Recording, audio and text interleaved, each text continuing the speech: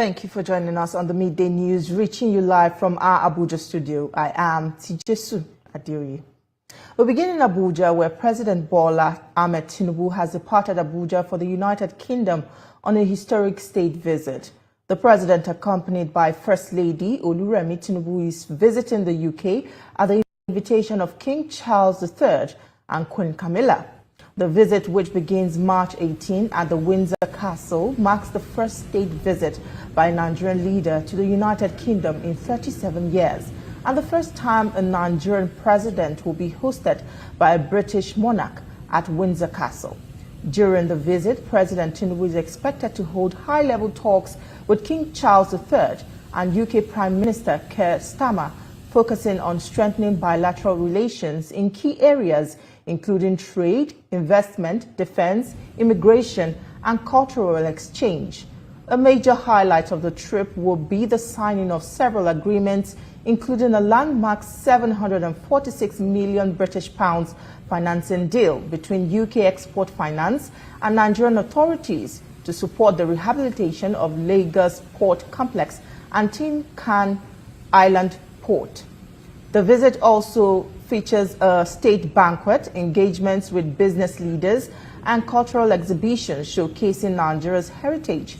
President Tinubu is expected back in Nigeria at the conclusion of the visit. Let's now return to our top story.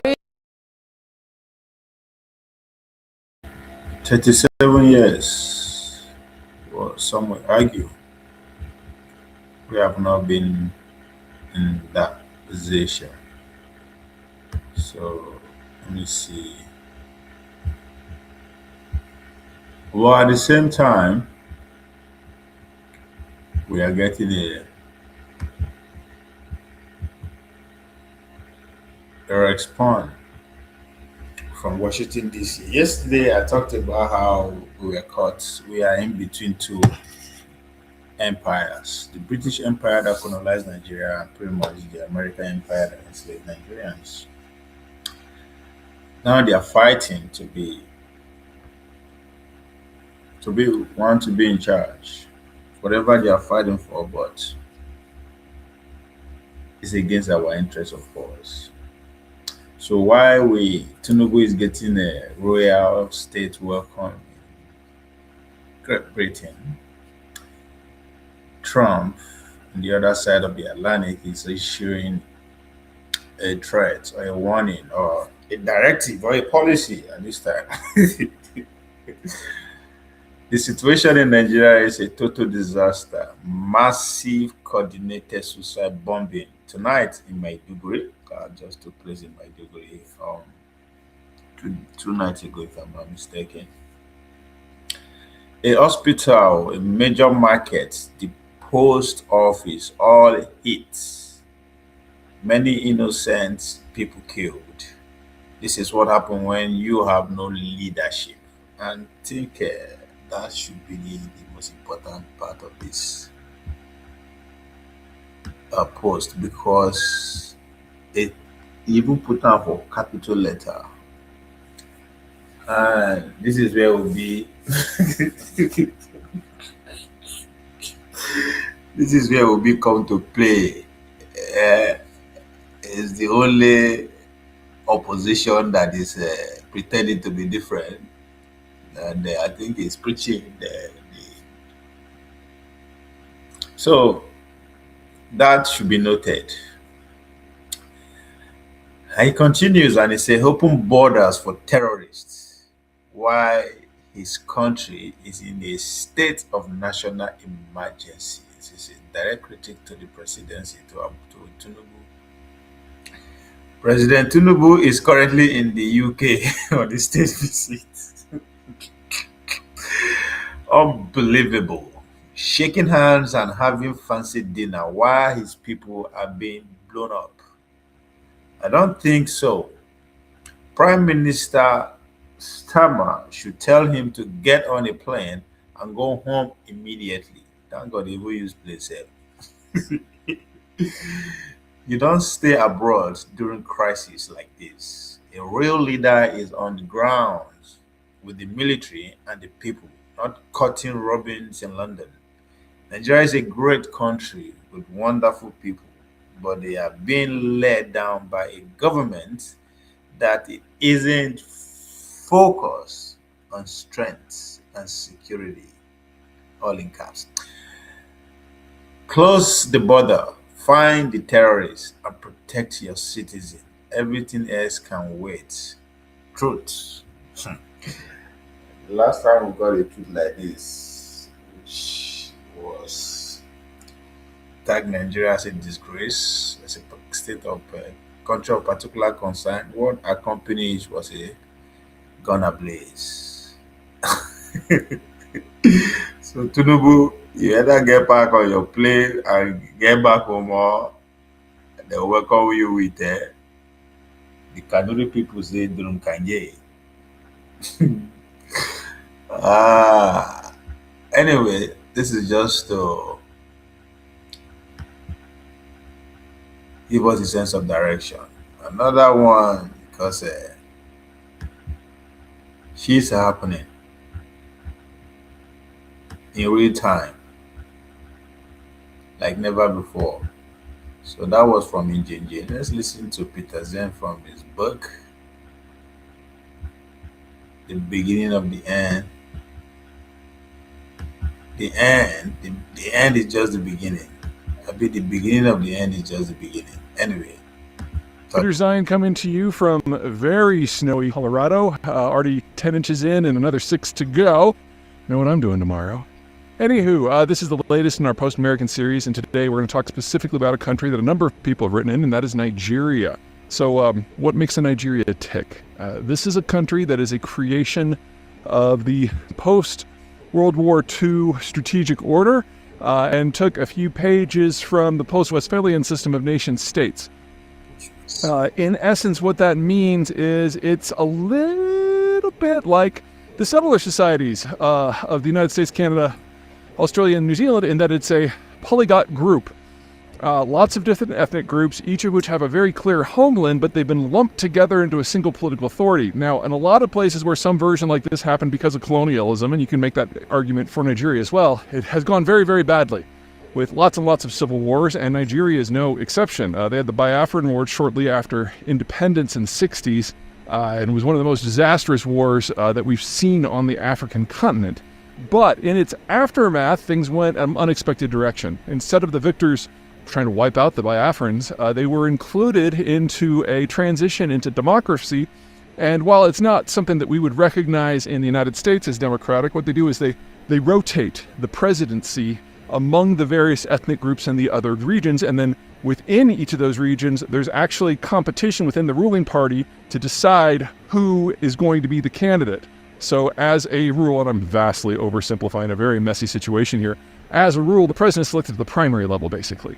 And while this doesn't necessarily generate the most creative or competent leadership, it has kept the peace and has kept Nigeria in one piece as well, which is more than you can say for a lot of the other post-colonial countries. I'm thinking Congo here, Angola, both have either been war-racked or chaotic or both.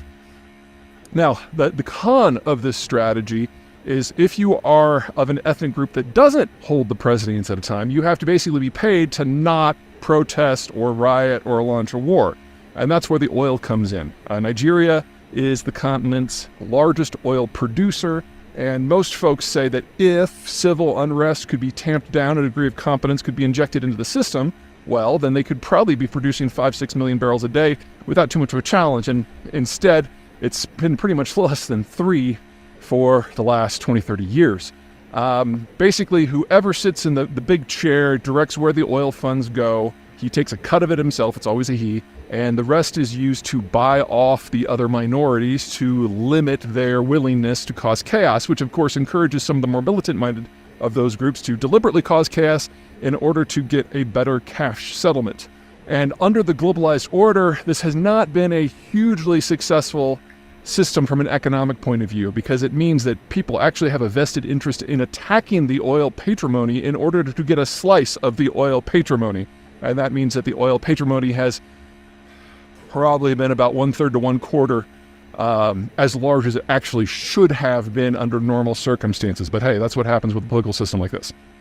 Now, that's under the globalized order where no one interferes in other people's affairs. You get these series of ethnic-based militant groups, some with very creative names, and some of which are creative and tenacious and have taken speedboats 50 miles off the coast to take over oil production sites. And in this sort of environment, the oil companies that bring in the technology that allow all of this to happen have basically lost interest. After seeing their people kidnapped or shot up for purposes of budgetary debates, most Western oil companies have bailed, and the last, such as Royal Dutch Shell, are in the process of getting out right now as I am recording this video in February of 2024. It's not a great model, but the world is changing, and if we're moving away from a world where civilian maritime shipping is sacrosanct into one where piracy and state piracy and attacks on ships are far more likely, well, then you have to reevaluate how Nigeria plugs into its relationship into the global energy system. Because right now, much to the Saudis' happiness, Nigeria is very self-limited, just like Venezuela has been very self-limiting these last 20 years. And you can count on Nigeria never significantly increasing its oil output for any period of time, which makes them a non-factor as far as the countries who try to actually manage the oil markets see things. But if you break down global stability, oil is just not going to be transported as far. And in places that have a little bit of a hot spot going for them, like say the Persian Gulf where Saudi Arabia is, you should expect significant reductions in output because there's going to be a lot of militancy and state militancy, not to mention neo-imperial activity, either trying to take the oil offline or take the oil period. And in that scenario, I would expect that the stuff that's coming out of the Persian Gulf is probably going to fall by conservatively half and take most, if not all, of, say, Iran's crude with it. But Nigeria is not in that sort of situation. Nigeria is on the western side of the African continent. While it has plenty of territorial disputes with its neighbors, it's not like it's facing an outright war with anyone. The countries that are to the north west, the north, either in the Sahara, so don't have military such as, or in the Sahel, where the densest concentration of population is in Nigeria. So when we had all of those coups back in 2022 and 2023, there's a concern, slap your politics, that the Nigerian military might just move into these places and knock off the coupsters, because the Nigerian military is something like 3 times as large as all of the French coup belt in the Sahel combined. They ended up not doing that, but the point remains is that Nigeria is the undisputed superpower in the region from the Sahel down to the tropics. There's no one else that can hold a candle to them. And if there was a conflict, I have no doubt, while it would be messy, that the Nigerians could give a lot more than they could take. But ultimately, we're talking about oil here. In a place where the Persian Gulf has problems, in a place where Russia is treated like Russia, and a lot of that stuff goes offline, secondary oil producers in the Eastern Hemisphere need to get a fresh look. Because if you remove a lot of these or weaken a lot of them, all of a sudden Nigeria shows up as the largest or second largest by most math. They don't have a physical border where they are going to expect a war. Most of the piracy that's in the region comes from them. It is just funny. And I can see a new sort of environment where the Brits and the French are actively looking for partnerships in the Gulf of Guinea region where Nigeria is in order to secure crude that they can't get from places like the North Sea or the Russians any longer. It's not that the North Sea is going away, it's just it's all going to be spoken for. And so if you're going to have growth, you're going to have to find another source. The United States can help with some of that, but Nigeria is the only thing that's proximate, really. You've got Algeria to the north, but a lot of their fields are very, very, very tapped. And they've been in diminishing returns for the last 20 years. Nigeria is really the only place where you can bring in greenfield or brownfield. So I expect we're going to see a significant reversing of this trend of the Western supermajors getting out of Nigeria, because there's not going to be a lot of choice. Other maybe tertiary energy producers in the area, like your Angolas, your Gabons, your Equatorial Guineas, they're probably going to get a fresh look too for very similar reasons. But make no mistake, Nigeria is the security decider in this region. And if they don't want these secondary powers, especially ones that are closer to them, to play a significant role in regional oil markets, then it's going to be really hard to make that happen.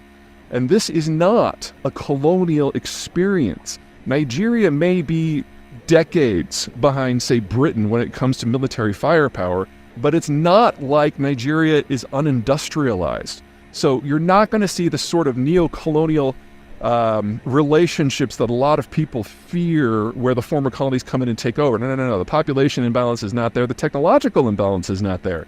Instead, it's going to be a degree of partnership, and one that, while it can be messy, is probably going to work pretty well, because the French and the Brits have the technology and the markets, and the Nigerians have the asset and the guns. So it's a partnership that can actually be quite productive. The question is, of the outside powers, who will get there first? And I'm telling you, it's going to be the French and the Brits, and they're not necessarily going to agree on where that crude has to go. So the geopolitics of this region is going to start to look a lot like it did a century and a century and a half ago, but with a lot more money, and with the Nigerians being a player in of them themselves. All right, that's it for me. Oh, that's Peterson. Hey everyone, Peter Zion here, coming to you from Colorado. Oh, shut up. To those who are watching, please like, share, and subscribe. Honestly, now only 12 now. The remaining person then AI. It's in robots. I don't know who's putting there, and EFCC and Nigerian,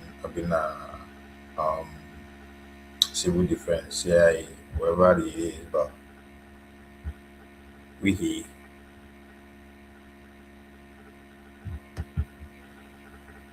So let's get back to. So congratulations, Nigerians. The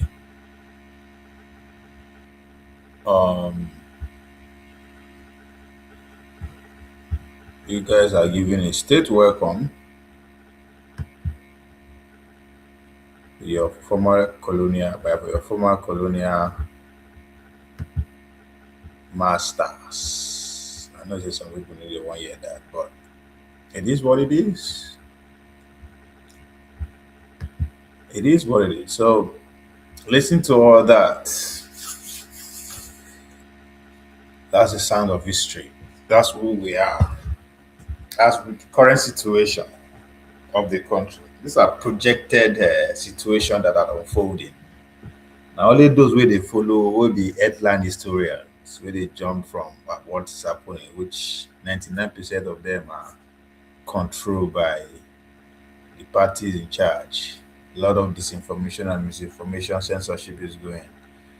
As we speak, no journalists, now only maybe like CNN, they were allowed currently on ground in Iran to be given, quote unquote, whatever information is available to them. And we all know how CNN do their information. So every other information really is coming from third party. And you are getting it for a reason. Anyway, so 37 years since we were, as a Nigerian, we last given this kind of level of respect. Some people will put it on welcome as it unfolded. I believe the demand on land for UK already, if I'm not mistaken.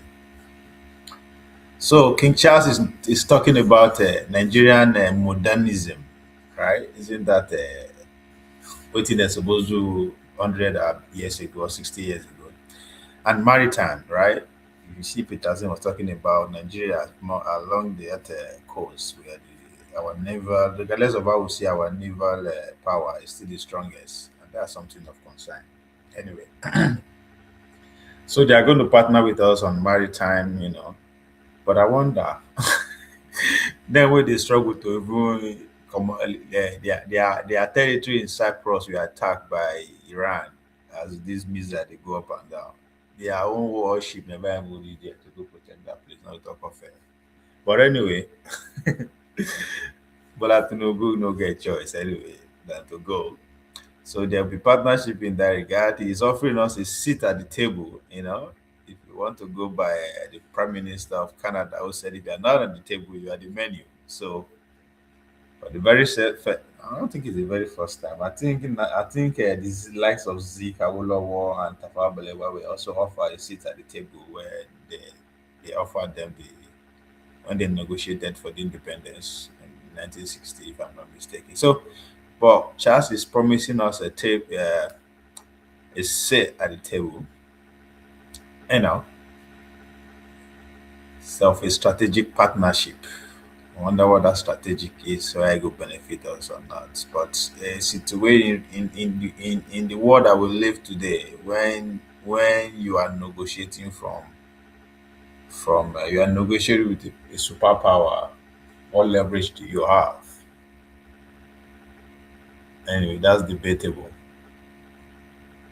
250 million people, black strong. That's a good leverage. If we see claim the whole black people around the world, self. That's about over a billion plus. So that's also a patronage.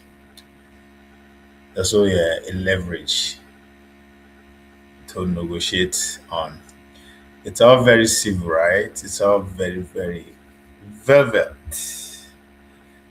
But then, if you check your phone, as I speak, you check your phone, you will see the true social notification of gun ablazing. That's what Trump is promising. At the same time, where Tinubu is on his way to UK. So to Trump,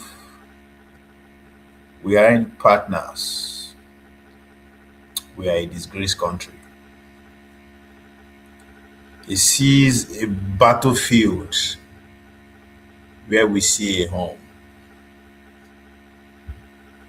He talk about sweet attack in Sokoto, as if the lives on ground are just a pixel of cream.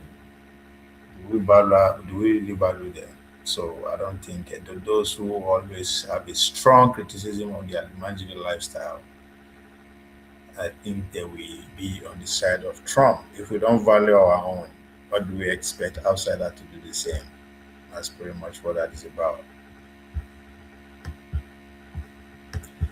Onye na-eme ma, onye na-eme ma ọdụkwala ọzọ. Greetings. Please like, share, subscribe. Onye na-eme ma, we are living in real time. We no go read down for history again. We don't need to wait. As the man dey land, as the tweet they come, we dey see am. As the bomb they go up, and they scream our life. What a time. So here we are. As we smile for the cameras at Windsor, that's what they pronounce that, Windsor in the British people. We signed the trade deals for the Lagos ports. We talk about partnership of equals with the British. But in the back of our minds, we are wondering if the next US missile is going to be programmed. It's already programmed. I just went at the button going to be pressed, and Trump they fuck up, fuck around. So as Bola Tinubu they put pen to paper, they sign a MOU. His aides will be live on through social to see what is going to come next. So the king give us a banquet, right? Donald Trump give us deadline. The church is ours at this point. One elephant wants our market, the other wants our militant gun.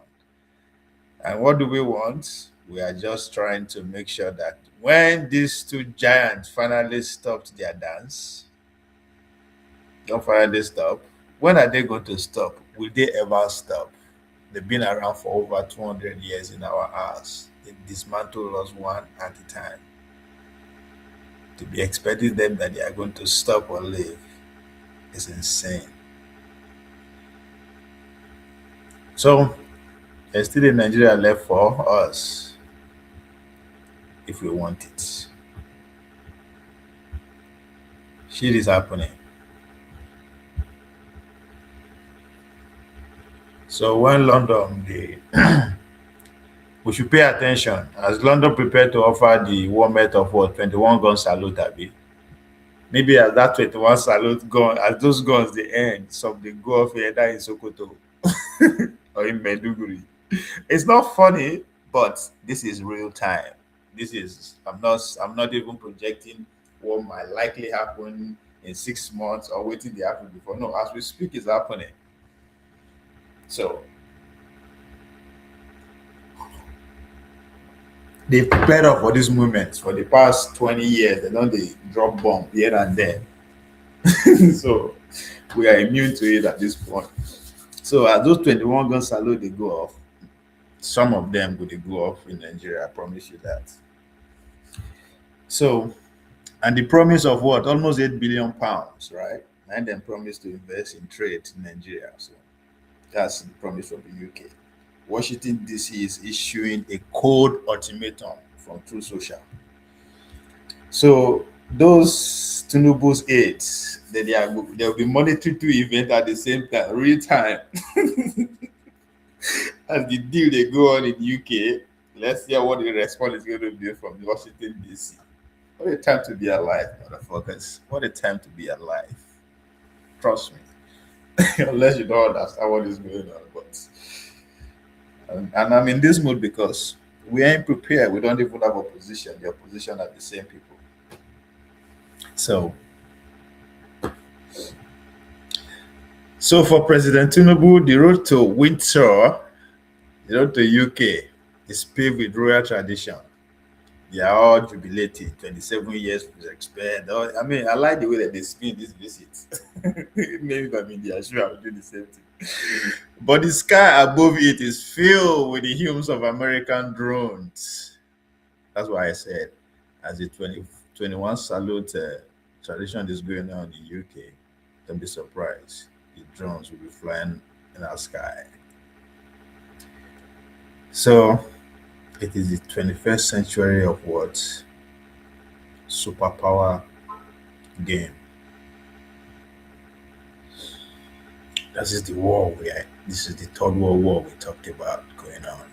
We are lucky no be they no dey recruit men to go do the thing now. Now we have drones. The only thing we should be planning to avoid that those drones should be directed to their investments. It should be directed to their investments away from civilians. But I don't know if that is the case in Nigeria. And so far, what we saw in Iran, Russia, pretty much the whole world is going off thanks to drone.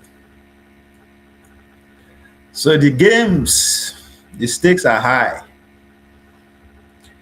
Nigeria finds itself caught in between a king embrace and a presidential threat, proving that when the elephant dance, the grass must learn to be more than just a spectator. Are we learning to be more than just spectators? I don't think so. But Marley say they're fighting for power, but they don't know the hour. So good thing might come out of it if the way things are going, if what the papers, the news we are getting from the government is to go by, we might necessarily come out better off, if we don't fuck up. So we are in a fascinating and admittedly tense moment in global diplomacy. So we either do better than our founding fathers or we do worse. I don't think there's in between. There's no in fucking between. Danisha, my brother, I greeted you. Daniel to say if you know the amount of money that flow from Nigeria to UK, no be here. Of course, no be their country. They are their business empire now. They put it together. So I know. Fun fact: when an Oyibo goes to Nigeria to invest, It's actually money was given by Nigerians. My uncle do they do of course most of those of course most of the partnership we are hearing about. Now so I think that's why we pay more attention to the politicians. We forget the technocrats, all those bureaucrats, all these business guys, then Dangote, the Dollar, them, all these are the kind of guys you're talking about. And this Obi Kubana them, this Bona Boy them, David. Those are special purpose vehicles. That's another way to put it. So yeah, I understand it well. So the royal welcome. We are getting a royal welcome. King Charles, and that's the height of soft power. When we talk about soft power, that's what it's about. This is the height. And give you royal welcome easy, just like when Trump was giving William Ruto of Kenya that Washington's their own form of royal welcome. You know, it's to make other people, other countries too, other African countries jealous, so that the leaders, not necessarily the people, to, of course, just as Daniel said, this is where to invest, to use our head.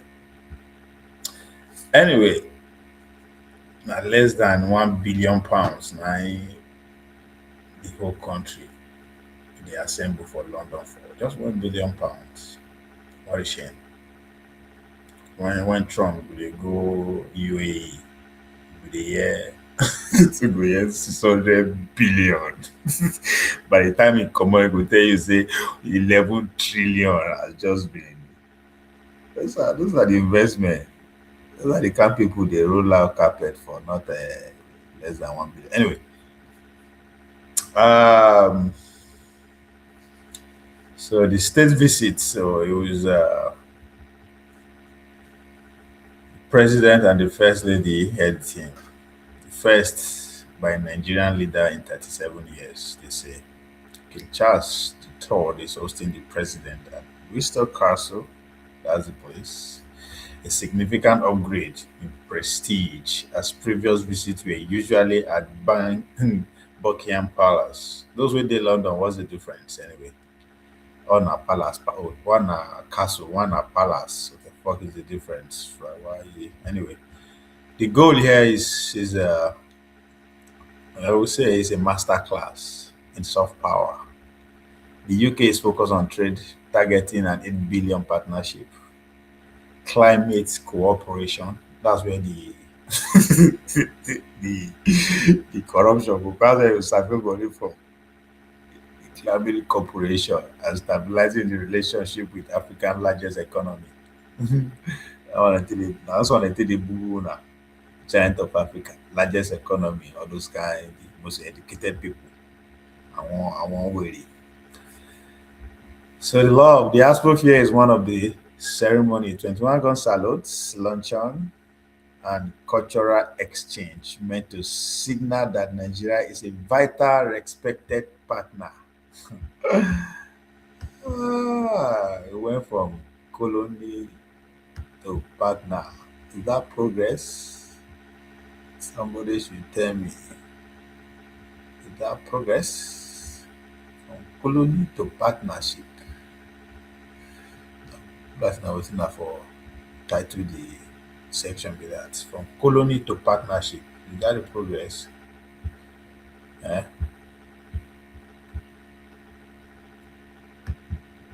Is that an upgrade? Should be celebrating.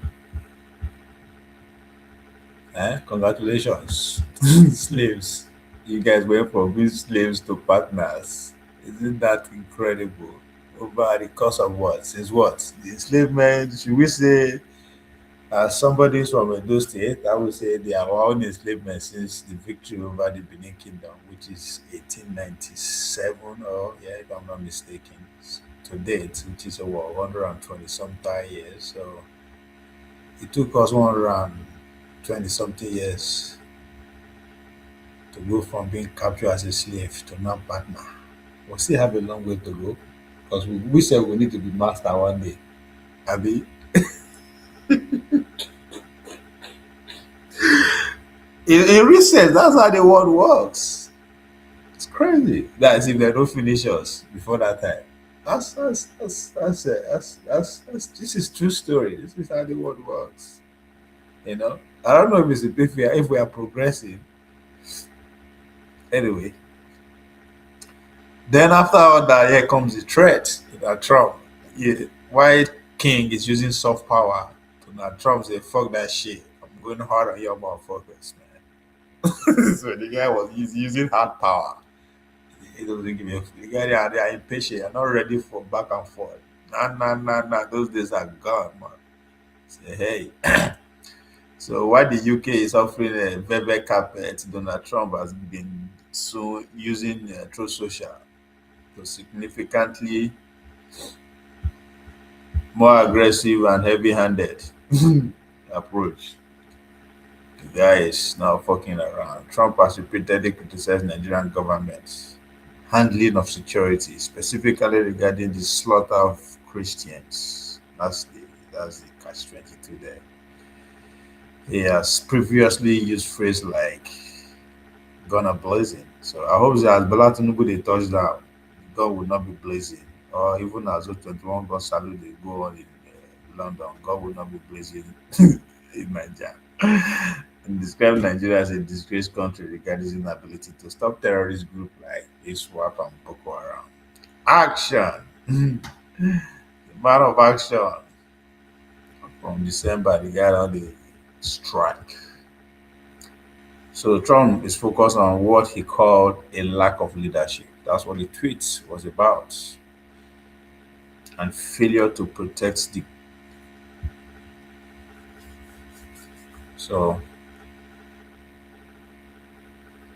the dynamics on this stage is very, very interesting. When Nigeria is being courted by one Western power while being threatened with intervention by another. What a time to be alive, man. I hope we live long enough to tell this story. Yeah, we don't go. We not. We can't even sugarcoat it anyway because it's real time. Obviously, not few people who are privileged to go study ham for one place or have money enough to buy the video or access to news in months, years from now. Nah, none of that shit. Then they'll come to give them award as professor, as doctor, as teacher, just because they were opportune to get access to materials that describe the events that did not happen in real time. Because that's what history is about. That's why at times you see say when they challenge all these people that will come on platform, the name of say they be doctor, they did this guy. Now before that, see events that happen in real time now before they were not happening in real time, so they had to be recorded, allow few people to have access to the journalistic materials that came out of those wars. They put it in the form of books and develop textbooks and all that from this. So only those people who have the privilege, who have the resources to go to those schools or get access training in some certain way are now called expert, I call doctor, I call Nobel laureate. They'll call the carry shoulder. And they don't do anything special. They just have access to material that majority people don't have, which is what real time is about today, which is what AI and the rest of them are brought to food. Don't the idea is one person now doctor, not professor, don't unless you are your trade, your field of expert has to do with practical things, you build things, right? That's not debatable. But if not just because you know some book, now it will make you read. I don't give a fuck how many years you don't dey read that book, you don't dey read those books or the teacher. Na lie. Just in the palm of my hand with my phone. All I need is interest and little resources in my hand. Let's go head to head anywhere. Now history. History is what? The study of events. No, it's not be say na human being. Human beings are storytellers. We all contributed to the happiness of the world. So the only reason why you go say you know this thing pass with that because you pay attention more than me. That's it. Or you are more interested. But other than that, my lie. Let's do it. It's happening in real time. So the historians of tomorrow, you cannot sugarcoat anything unless you are a victim of course disinformation and misinformation, social media, and all these headlines. They don't care to actually do the work, which is where interest and the little resources differ, make you and every other person differ. How much are you willing to invest? Not necessarily money, but time to dig, to question, to think through. You know, that's what will set you apart than every other person. Not because one person graduate from one school or it be no better. No, fuck all that shit. It's happening. All of us will see how that the same eye we dey see. We dey see this. We have access to the same information at this point, the same thing, the same time. As I said, unless you're a lazy person or you do the work, you are not in this field. But when it comes to history and current affairs, powers and politics, it's happening in real time. Everybody is here. So that's why I wonder somebody will come, you want to quote one journalist from you, or you go to quote one person, like, yo, you did mark. Okay, this is what the person said. Waiting you talk. What did you see? That's why people like Jagu will just come and talk family story at a time where everything is happening in real life. You know, see anything. That means you have sold your critical thinking to. So I don't know. Anyway, I don't. I'm running off scripts.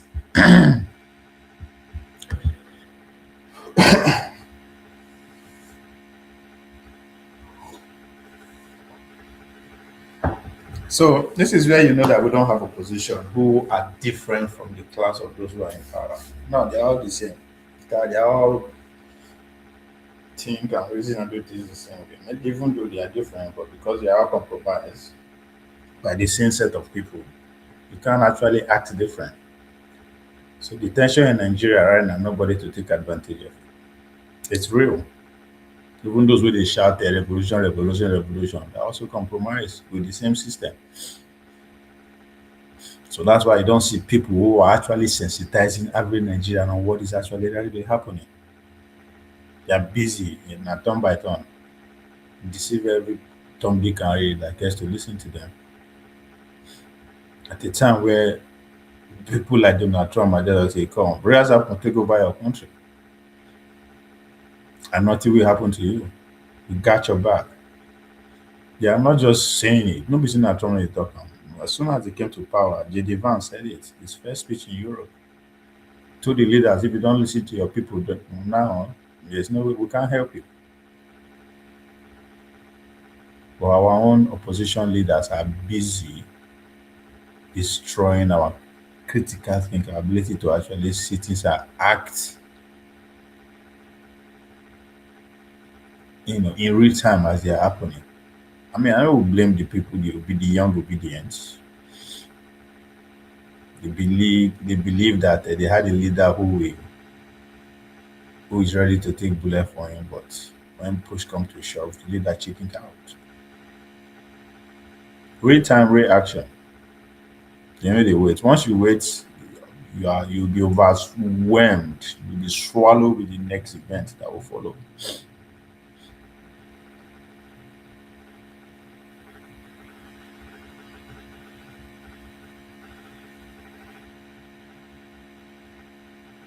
So Nigeria is caught in between.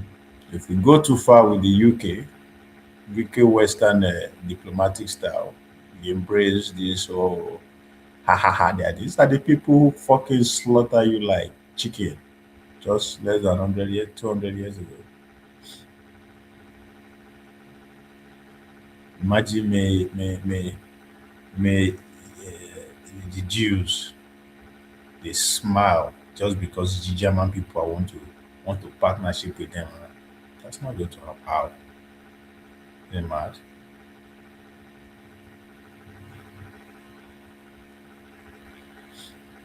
So the risks appearing like they are ignoring the harsh criticism from the US. Right?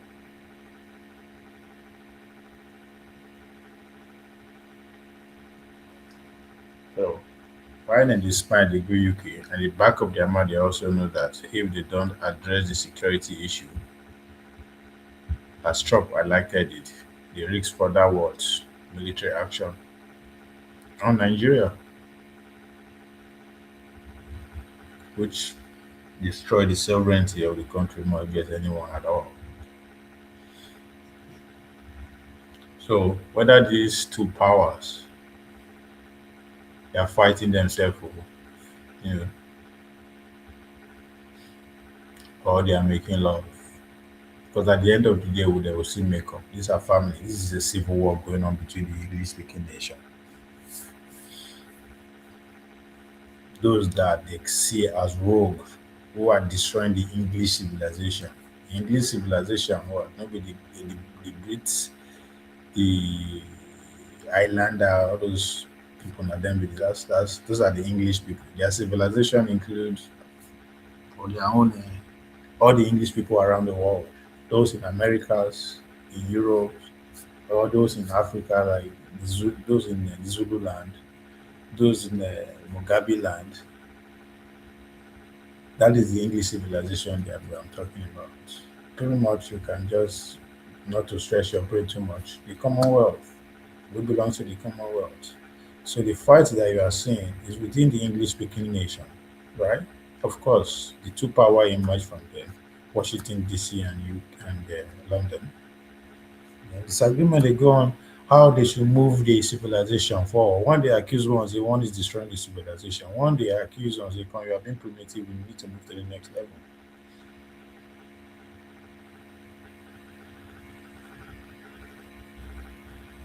Abi, we won't argue, say we are not, we are not, we are not under English civilization or colonization. About which one I want to agree at this point. Since we are going from colonization, colonized people to partnership, we can claim to be their under their civilization, now not under their colonization. So whether we, however we want to see it, we are like Lokoja, the conference state where the two River Niger, River Benue meet. That is the conference. That's what Lokoja is about. So we are in a country where two influence collide.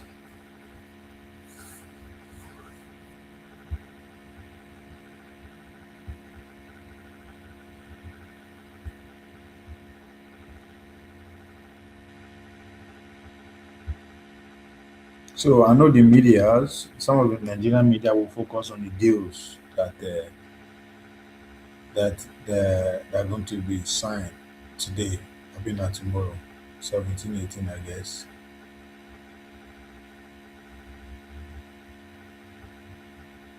But at the same time, they'll be paying attention with what will come next from Washington DC. So there's a contrast between London and Washington right now.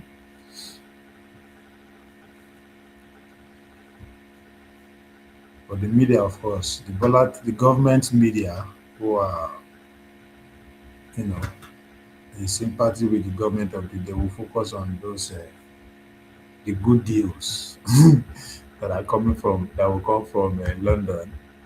Why, if there's any opposition media, will focus on the kinetic action that will come from America.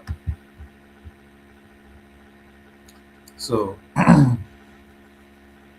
700 and what 46 million pounds, 400 and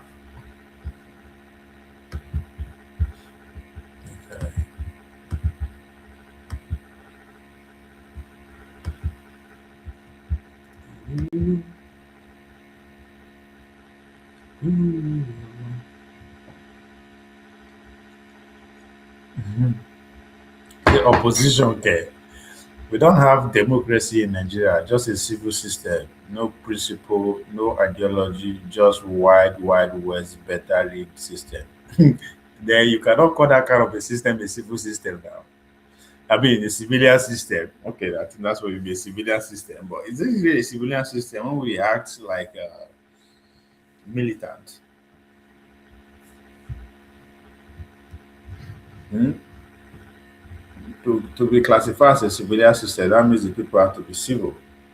Are we? Just asking.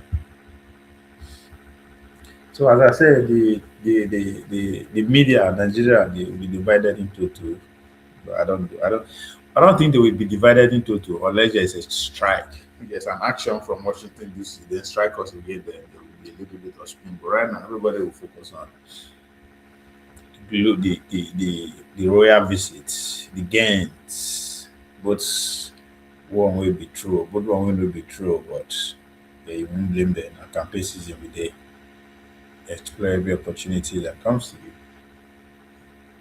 All right, that's what the game is about. So the Tinubu they visit March 17th to 19, 2 days. So first they will visit. This is the first visit by a Nigerian leader for what, to UK 37 years. So it's not just a tea and carriage possession. It's not just about building Nigeria economic backbone. That's what they will focus on. How this visit will turn Nigeria to superpower economically overnight. How this visit will automatically shoot us to $1 trillion economy within before Bola Tinubu leave office. That's if they are being generous. If not, they will say within the next 6 months. So that's what they will be talking about. So after all, it's almost to them is a big deal. So let's see what are the deals, right? 746 million pounds, equivalent to $950 million. That's the financing agreement between UK Export Finance and the Nigerian Port Authority. Yeah.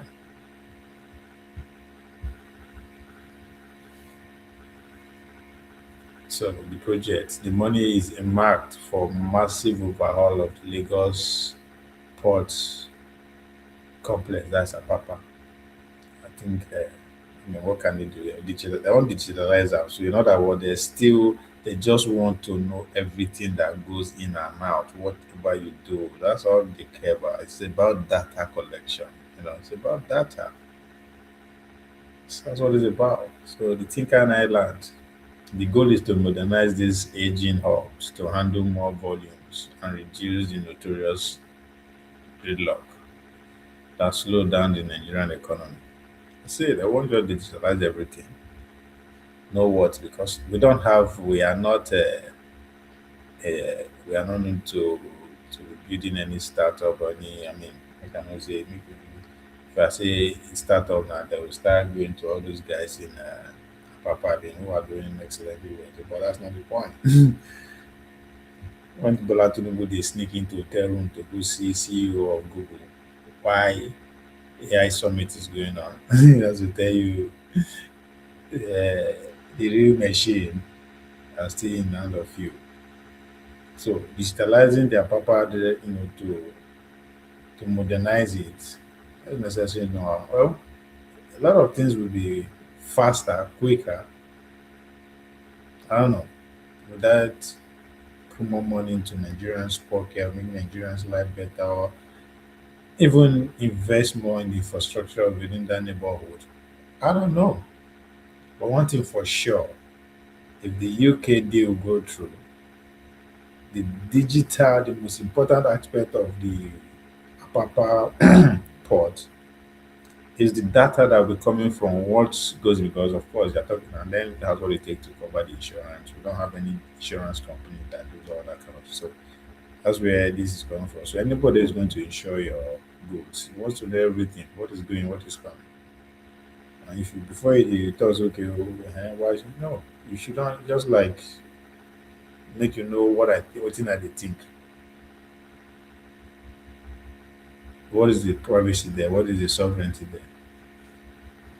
If another person they actually know what comes, be they in charge of the digitalization of and the most important part of the country, 90% of the in and out of the country be that.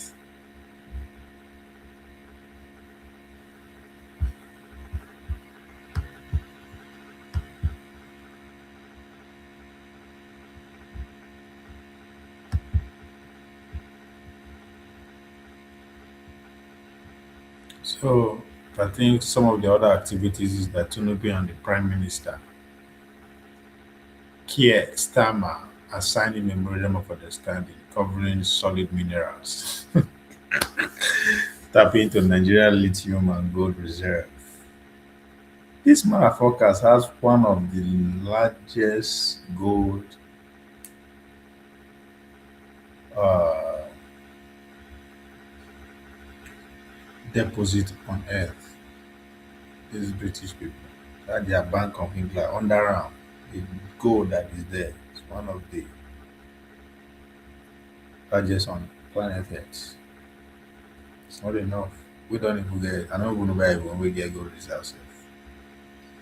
Anyway, they also going to cooperate with us in defense. I don't know how that one will work because America already overhauling the structure. So I don't know. So intelligence sharing and British training for Nigerian special force. That's the same thing Americans are doing on ground. And so I don't know. Interesting time. Let me say our military powerful. Or as sure we always say, a Nigerian military na machinery. So either way. Yeah, here now. Of course, they're also going to invest, partner with us with hearts. I mean, who know take advantage of that with the exploits of our music industry, entertainment industry, and what have you. So they are ready to modernize the art exhibition. So they will display some of those at the Windsor to boost the Nigerian creative arts. They want to take over our museum. Even as they return stolen goods, they still won't be in charge of that stolen goods while they return am. The audacity. Okay, it's crazy. Then on the other angle, while all these things they go on, Washington is watching. They are not just watching, they are tweeting. They tell them as they come, well, move on, tread carefully. You do anyhow, you go collect. Know your boundary. If you come close to we tell you say we know they share. We don't share. Alright. We decide. So all those deals that you're about to sign, as you are signing it, or understand the times that we're in, just make sure there's a phone by your side. As you put sign to paper, they look the next tweet that will come from Donald Trump. So while they focus on UK, on soft power, Donald Trump has shifted the hard power doctrine on Nigeria. Something I mean, this one no be say they go do am, they go do am. December 25, 2025 is a day in history that Nigeria as entity will never forget when they launched those airstrike in Sokoto. Sokoto. The city, the state, the powerhouse of the caliphate. There's more to that. There's more to that. As the most powerful state in the whole West Africa. And they just and they play. They use training. They train. Guys, they have sense of humor. They have sense of humor, man. They know how to fuck around. And then on this Tomahawk missile in Sokoto, the powerhouse. Ah, hmm. So Trump has already posted. He's very blunt. So I know every Tinubu in a way, but hey, he's an old man, man. He doesn't give a fuck. He doesn't give a fuck, man. He goes, it's all about power for him. How many years you get to live? Let me secure what I can secure for my kids so that whatever that is coming, good or bad, they're covered. Right? As human. So while the US claimed the airstrike was coordinated, many in Abuja felt land shared. The strike happened in spiritual arts of northern Nigeria and Sokoto. Yep. So Trump, that's another thing. Trump is also bypassing traditional ally by moving to recognize juntas in Mali and Niger. And they talk and say, come. Why are they always pay for the Islamic State, the Islamic Brotherhood to take over Nigeria and declare that the Islamic State is because the the Pax Americana that is here to stay, as far as I'm concerned, they don't necessarily give a fuck how you govern yourself.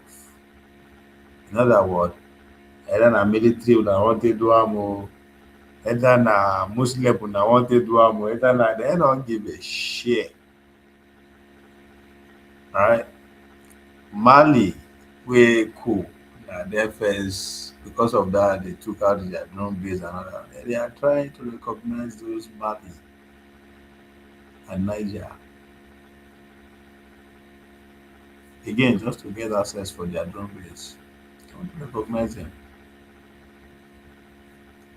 Who doesn't give a fuck what the democratic leadership in Abuja or any other place say. Fuck it.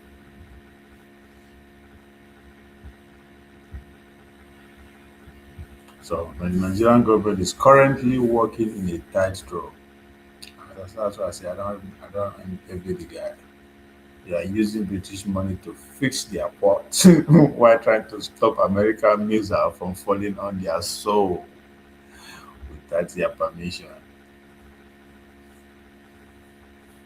So to many Nigerians, the royal welcomes looks like a distraction from the fact that the US is now threatening Nigerian territory as a free fire zone for its war on terror.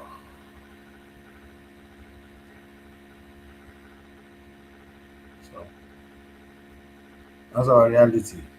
That's the news. Anything outside this is not the news. That's our reality right here. Every time it's happening. Having functional port is different part of in different part of Nigeria should be the thing, but the system wouldn't want that, thinking they are doing us now the whole Nigeria that they do. Well, these people don't think about the whole Nigeria, they think about themselves and their plate. So we are at an interesting time. That is na country we're ready to be free. Na ain't go that route of having a port in every. But we are not ready. We are not ready. We ain't ready. We are not there. We are still those who know better love the good life. That's just the best way to put it. Once you love the good life, shit.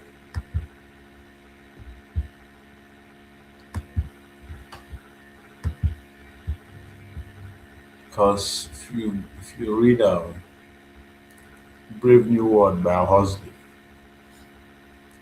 you, you focus on how instead of using fear capturing people, or use pleasure instead. Let's look at that's the angle of everything's foul. So we love good life. We want to drive the best car, live in the best houses, go on private luxury holidays, yachts and stuff. Once that is the life, it will be very hard for us to think sovereignty and inculcate what you are saying about having ports in our part of the country.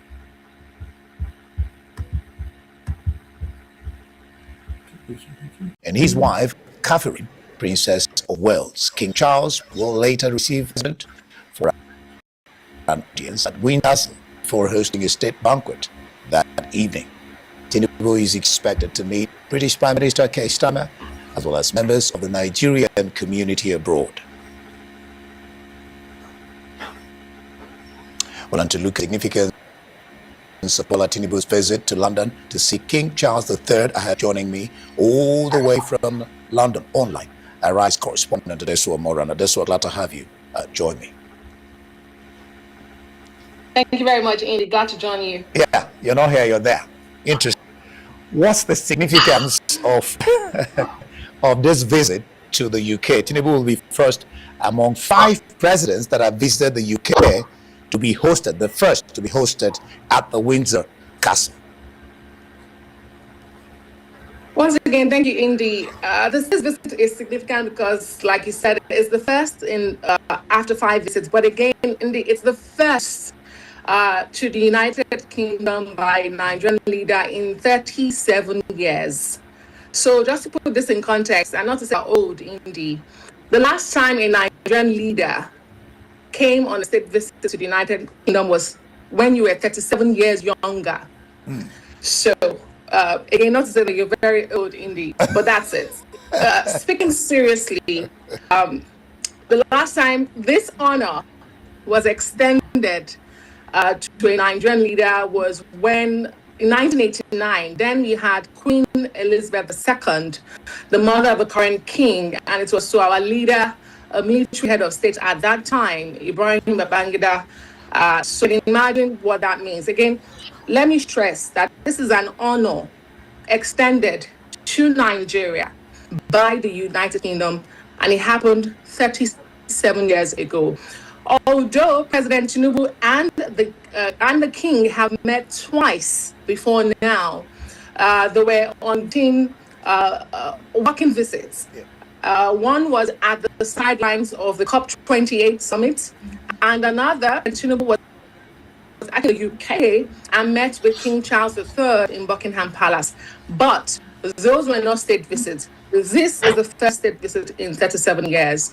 And it comes, yes, with a lot of pageantry and all the pomp, but it is accompanied by diplomatic engagement, combining the royal ceremony with economic and political discussions by the governments of both countries, indeed. All right, well, I am a young old man, not old. Yes. By the way, I just wanted to put that online. Nigeria is the second largest trading partner of the UK in Africa, especially with the UK-Nigeria Enhanced Trade and Investment Partnership, that is the ETIP, which was signed in 2024, that's about 2 years ago, under the leadership of this president. Where does this fit into this visit? Yes, over £8 billion between both countries when it comes to trade. And you're correct, the ETIP was signed in 2024 to deepen cooperation, trade cooperation, particularly in the areas of agriculture and the areas of trade and, of course, the tech sector. I can tell you, Indy, that although the president is expected to arrive tomorrow, events have already kick-started. There are lots of side events ongoing, and have seen personally for myself, the itinerary, it's beyond, the state honors that will be accorded Nigeria, beyond the carriage, the pomp and pageantry we are going to see when the president and his wife, the first lady, are received tomorrow by the king and the queen. I have seen events scheduled for ministers, top echelons of the military and security of both countries, including Nigeria's NSA, Minister of Defense. When it comes to trade, I have seen events that would include our ministers of trade, our ministers of tech and science, finance minister. So the ETP, like I said, was to deepen cooperation. And what this state visit does, the ceremonial aspect, is to pick up from where both countries have left off, and I hope that is one opportunity that Nigeria would explore and explore to its full potentials, to see that agreements, that are signed are not left to gather dust. This was signed in 2024, and it is most likely that it will also form part of engagement on this trip. President Bola Tinubu has repeated several times that Nigeria is open for business, and one way to drive business is to have such conversations. Indeed. Well, critics have not spared the visit of the president to the UK, but the federal government describes them as either misinformed or deliberately mischievous. What do you make of the government's response to the criticisms and the critic anyway? I mean, spokespersons of government have to do their job, and part of it is defending the steps and processes and governance and activities, decisions of that they serve. So that doesn't come as a surprise. But I mean, state visits are seen and are described as instruments of soft power diplomacy across the world. So when governments have state visits, it's usually milked as much as possible because they use them to reinforce policies, they use them to enforce, political ties, investments, strengthen their strategic partnerships. And, for supporters of this government, they see it as a positive step in the right direction. And that's because from inception, President Bola Tinubu has positioned himself as the number one chief marketing officer of Nigeria. He has repeatedly said, like I mentioned earlier ago, that Nigeria is back on the global stage and that Nigeria is open for business. Now, how that translates into jobs, better security, economic empowerment back at home for Nigeria is another kettle of fish, because critics say, he should be focusing more on the domestic issues. But again, the administration will tell you that with geopolitics and the realignment happening in the world, you afford to be an island on your own. And so they would frame this visit as they have framed others, as one that is positive, one that will yield results for Nigerians back at home, one that will yield results, and place Nigeria on the global stage that President Tinubu so often reiterates, particularly as the most populous Black nation in the world. But how that translates again to the outcomes that Nigerians want to see on the ground. Daniel, you say, of course, I know a functional Nigerian is not in the interest of the West and those who are benefiting from the Jagaban. But would you like to be function? Would you like Nigeria to be functional like the US you are in? I want Nigerian to function as Nigeria, whatever that is. That is what we should find out and define. Or Nigeria should function like America with the element of Nigerianness. In other words, a lot of things to be adopted with the American system, right? The sovereignty, maybe the marketing system, and what have you. But that should not take precedence over our own originality. Now, one can argue, what is that? What is Nigeria? What is being in Nigerianness? What is it that is unique to us? And I think that is what we need to define. But we cannot get there until we settle this our foolishness of turn by turn and these things. We talk about find a way to. And I think we need to actually get there first before we even thinking of dealing with these external powers. Because on what ground are we standing?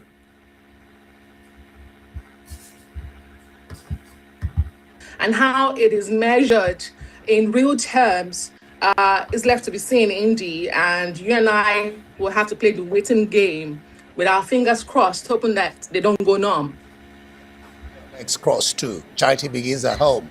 They say, what are you doing back home? And of course, like you just said correctly there, the people, the spokespersons of the president are there to defend, of course, his visits and whatever he's doing. Well, this visit is symbolic beyond ceremony. UK, there were our colonial masters were no more under UK, but they were.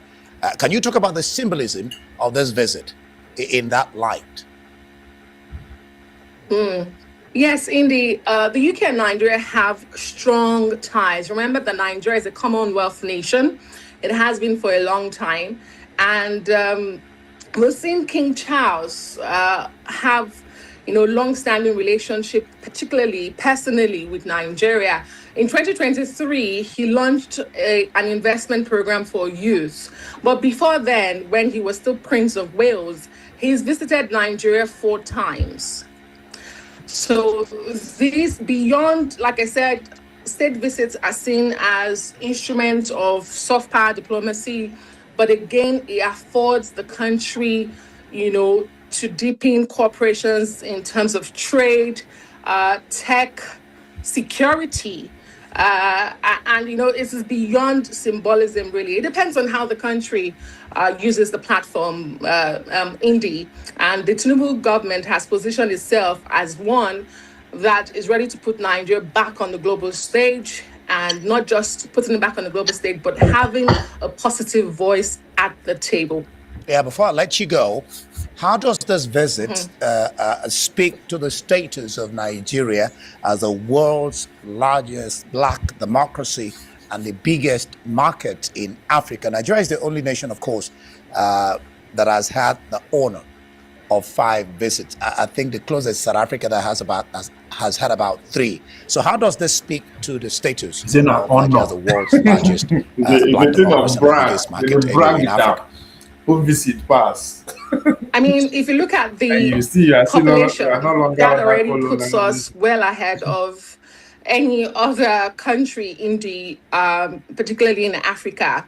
Our population is a selling point, and that just tells you how huge and how important Nigeria is.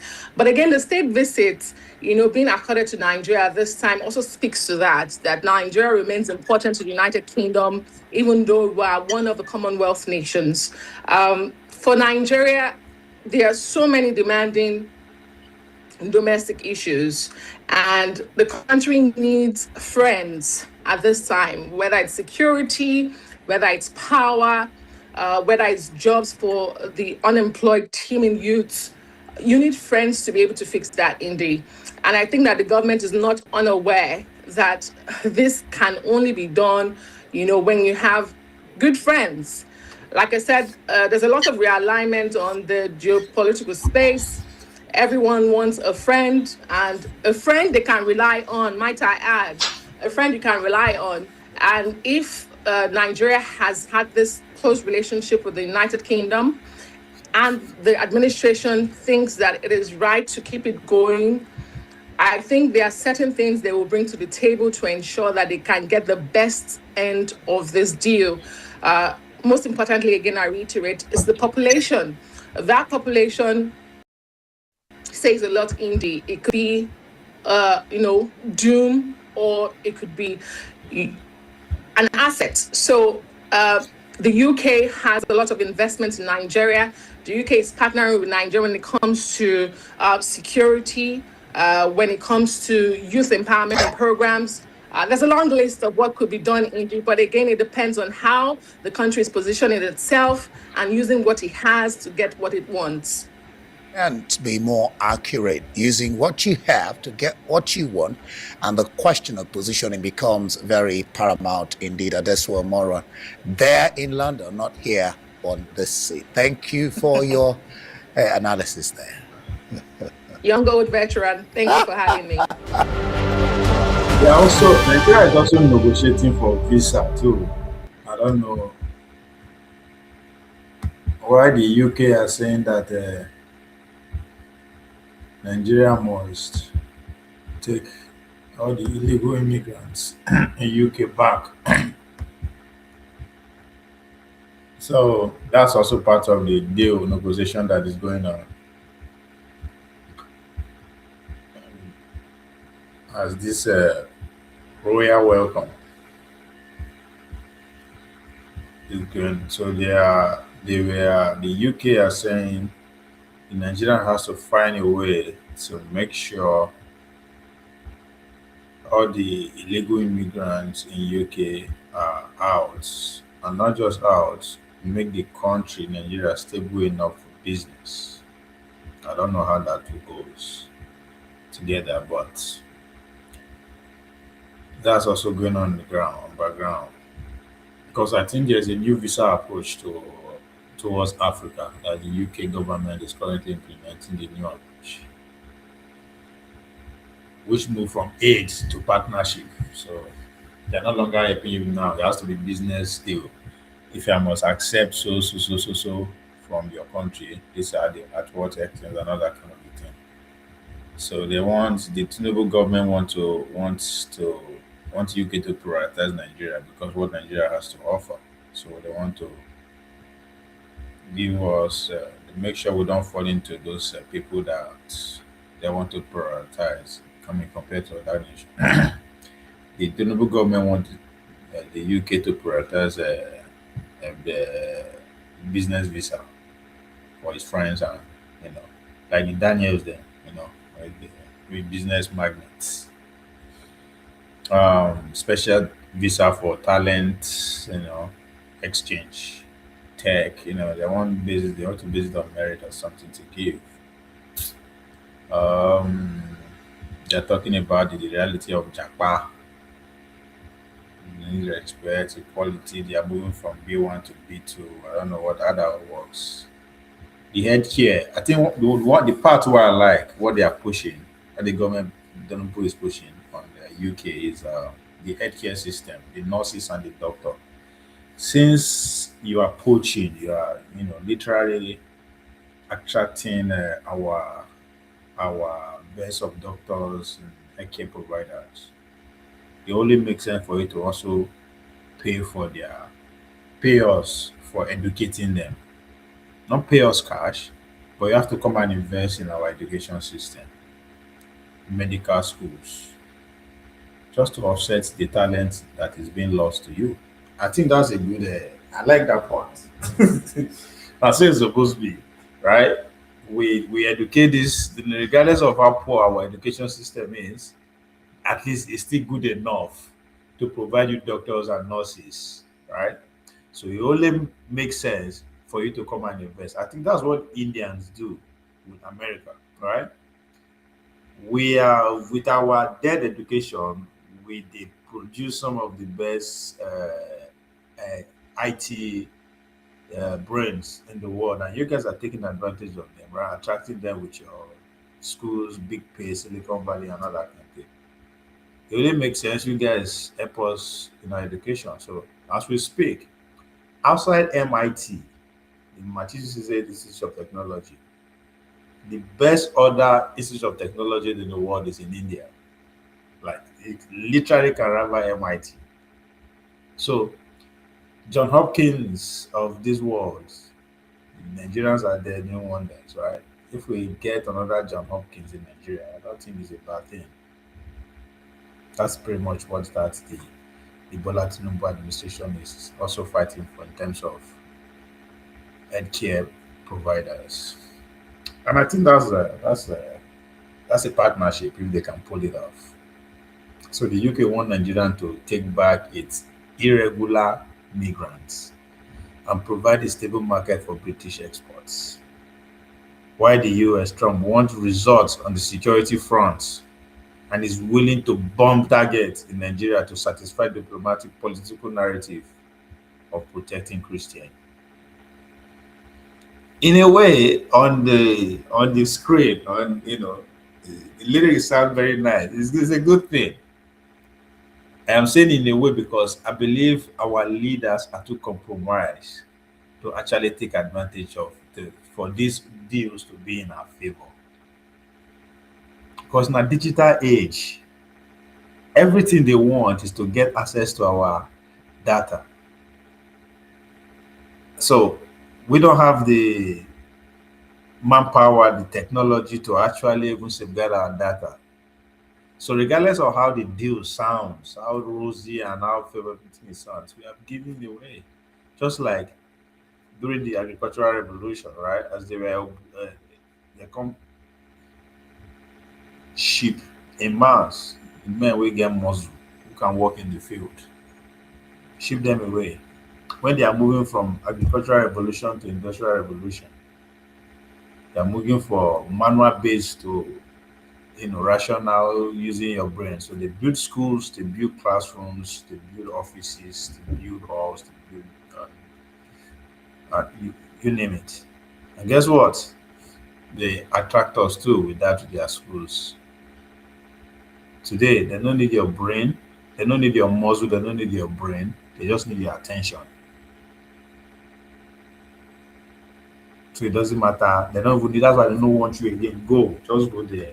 I can get your attention when you're after you have a phone. You can't even function to deal with that internet. Not talk of social media. Not talk of little other gadgets. We're in the age of autonomous. So they don't need to be in our face with guns like they did with the British invasion, right? Or to use NGOs, intellectuals, medias, and all that like they are doing currently. No, they just want access to our working system to implement, to put some machine that will be feeding them the data. Waiting they use guns to collect from us, waiting they use teachers and lawyers and doctors and engineers to extract from our brain. You don't need it no more. You have a device that can stay with you and you give them everything because you cannot function without that device. So no matter how it sounds that the deals that they are signing, how the media want to garnish now, they are signing 740 pounds bid, they want to build our airport, they want to build our seaport, they want to build all these are nonsense.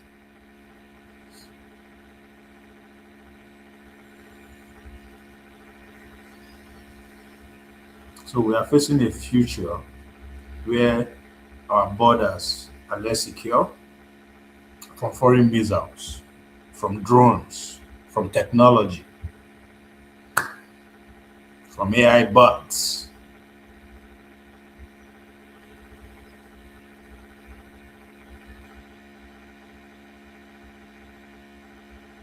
At the same time, our ports to legal migration abroad become narrow and more expensive. That I like because if the first options that hit every Nigerian mind due to this fact the system is not working is to japa. If that is of the of the scale, maybe the next generation will stay and fight. Since we ran away, they forced our forefathers out with gun at gunpoint. We are begging to go. Maybe the next generation will say, fuck this shit. We die here. I think if I should console myself, that would be it. We are forced at the gunpoints to force us out. We are begging to please go do the same thing because those slaves who they carry all those slave work. And we said they do the same thing. One will argue that the slaves are better because they know they pay. They are not paying tax, they are not paying anything. Right? They are being cut off for they give them shelter, they give them food. So don't come and argue that just because a lot of us they work, you don't even have the time to even drive the cars and everything you think that you have that the slaves don't have. You don't even have time to enjoy them. So what's the difference?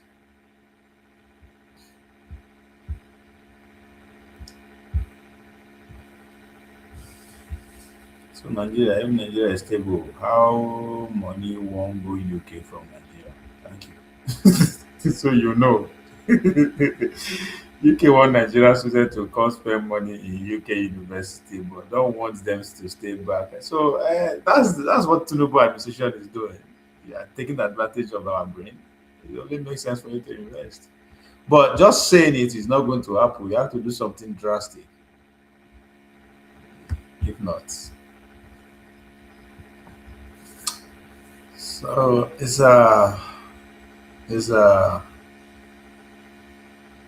we're an interesting time. I just whatever we do now will make things easier or worse for the next generation. That's what it is. If we decide to just enjoy the go like that, the next one they'll be useless. The next generation will be useless. They'll be of no use. Well, if we decide to say, well, let's stab ourselves for this, all these attachments, all this royal welcome, all this threat, the next generation will stand a chance to build a civilization that can rival the Western civilization, the Sino civilization, the Chinese civilization, the Arab civilization. But again, talking about civilization and sovereignty, this government is doing other two things that the media don't talk about. In the recognition of the deglobalization that has in full effect, you know, the Strait of Hormuz is closed. Now, I've been talking about this thing for about 3 years. Do we have the naval power to escort our container from Nigeria to Ghana? I've been saying this for more than 3 years. Those are the examples I was using. Do we have the naval power to escort our crude from Lagos to Accra? I know they talk going China just to Accra. I've been saying that, but Bola Tinubu administration, quote unquote, they are doing something. They are floating to organization, should I call it? The Maritime Shield. One is the Maritime Shield, the Combined Maritime Task Force. So they're recognizing that reliance on foreign navies is a double-edged sword. Nigeria is leading a regional surge to secure the Gulf of Guinea. So the Nigerian Navy recently ranked the strongest in Africa by the 2026 Global Firepower Index. It's spearheading a task force with 5 other nations: Cote d'Ivoire, Ghana, Gambia, Liberia, and Sierra Leone. The hub of the task force will be in Lagos. Nigeria is not just providing ships. So it has donated a fleet of 3 major vessels, 1 helicopter, and 1 tactical office in Lagos to serve as brain of the operation. Right? One can only assume that we can grow from there, grow more powerful, grow more sophisticated, and be able to do what is expected of them. Or it can go the other way around. Or it become a what? Special purpose vehicle where money is being served through. These are all possibilities when it comes to the Nigerian state at this point. So the CMTF, that is the committee, the Combined Maritime Task Force, right? That will be is set to officially flag off on May 31st. This is a direct answer to the Trump's threats. This signal that if the region can police its own water against piracy and terrorism, there's no justification for unilateral US or European intervention. Maybe again, if it can only grow from there, I mean, when there's also they start AFCC and the whole world they say, okay, I think we're on our way to stamp out corruption. It becomes a corruption hub itself. So uh yeah, in a very interesting time. Interesting time, eh?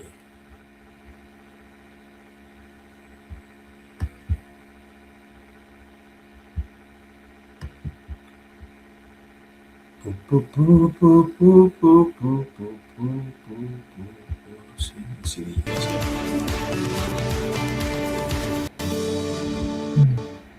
Welcome back to the morning show here on Arise News. Joining us now for World Brief and the review of some of the headlines of today's newspapers from around the world is Adefemi Akinsanya. Good morning, Adefemi. How's the weather today in London? Oh, Dr. Ruben, as you can see, the weather is wonderful. It's so sunny. So sunny today in London. It is freezing. It's really cold. I'm missing you all. It's really cold. Good morning. Good morning to you all. Hope you're all doing well. We are here, thank you. It is good to hear your voices. We are here, of course, ahead of President Tinubu's state visit. We will get into that a little bit later, but first, let me tell you what is happening around the world. Well, we begin in the Middle East, where US the United States Embassy and other diplomatic buildings have been struck by several missile and drone attacks in the Iraqi capital of Baghdad. It has been described as the most significant assault since these attacks started, since this conflict began now 3 weeks ago, just underscoring the level of severity of escalation happening across the Middle East as things stand. Now, speaking of the Middle East, over in Dubai, in the United Arab Emirates, we do hear that the UAE have reopened its own airspace, and that was after several attacks in and around Dubai International Airport, and that created is believed that they will land at Stansted Airport later on this afternoon around 3 p.m. local time, 4 p.m.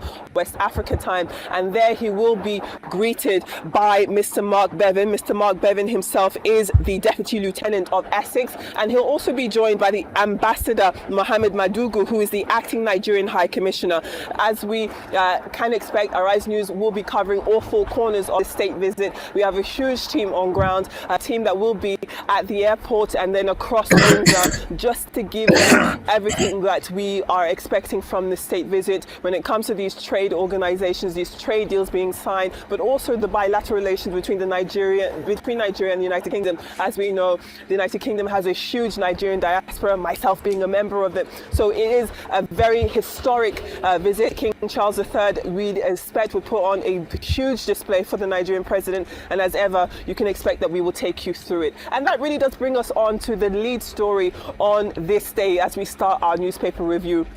This day does lead today with the fact that President Bola Ahmed Tinubu has commenced his 2-day visit to the United Kingdom at the invitation of King Charles III. He is expected to hold talks with the Prime Minister Keir Starmer later on this week. That's supposed to happen later on this week on Thursday. That's what we're hearing, and we are expected to be witnessing including a £746 million deal to refurbish Apapa and the Tin Can ports. These are aimed at strengthening trade, investment and bilateral relations. So a lot of anticipation for this event and this 2-day state visit, which officially begins on Wednesday. Now, this day is also reporting that NATO and European allies have rejected calls by Donald Trump to deploy warships to reopen the Strait of Hormuz, as we were just discussing on the World Brief, as countries like Germany and the United Kingdom favoring diplomacy. They don't want to find themselves in an all-out war. This is as tensions continue escalating with Iranian attacks on key infrastructure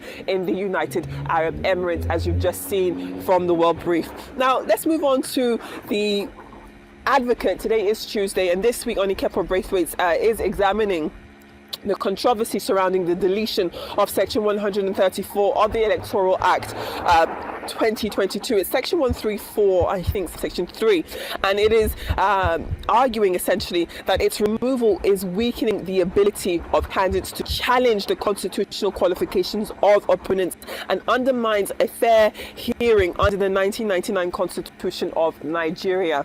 Now, moving on this morning, and it is reporting that the NBS, that's the National Bureau of Statistics in Nigeria, is showing that Nigeria's food inflation has resumed an upward trend, rising to 12.12% or 12.12% in February 2026 after months of decline. This, they say, has been driven by increases in staple prices like beans and yam flour, especially with Kogi State, Benue State and Anambra recording the highest rates. Now, we've got the Daily Independent. The Daily Independent is reporting that Nigerian Exchange Group CEO Temi Popola is saying that local investors are driving Nigeria's economic rebound as ongoing reforms boost market performance and investor confidence. Your last election, reaffirmed that you made it a point of duty that for you to file for a position, you must have paid your dues to date. And for you to be able to vote for the candidate of your choice, your obligation financially too must have been met. I want to say I'm proud that you are doing this diligently without any serious expectation of reward in form of financials or what have you. Once again, I want to thank you and I appreciate you. God Almighty will continue to be with you. By the time it's done with you, motherfuckers. My own is just to come and listen to what I've done regarding the preparation to receive Mr. President in the United Kingdom. And I must say I am delighted with what I've heard from the chairman of this particular chapter and the Oga at the top himself. With the expression and deep explanation and the benefit of this particular visit as expressed by the woman leader, I want to plead that we have started very well. The D-Day is fast approaching. This is our time. And nobody can blow the trumpet for us other than those of you that are here. Those of you that has realized what this man has done in turning our economy around. The dreams are said by him. Shagari administration started Sokoto Badagry Road. Look at when Shagari was president. Between that time and now. And that particular project did not see the light of the day. Today, we are delighted that it is happening in our time. When he did promise Lagos Calabar, they thought it's not feasible. But we are glad that you need to travel along that particular corridor today and see the sort of monumental development that corridor has witnessed, with so many other things it has achieved.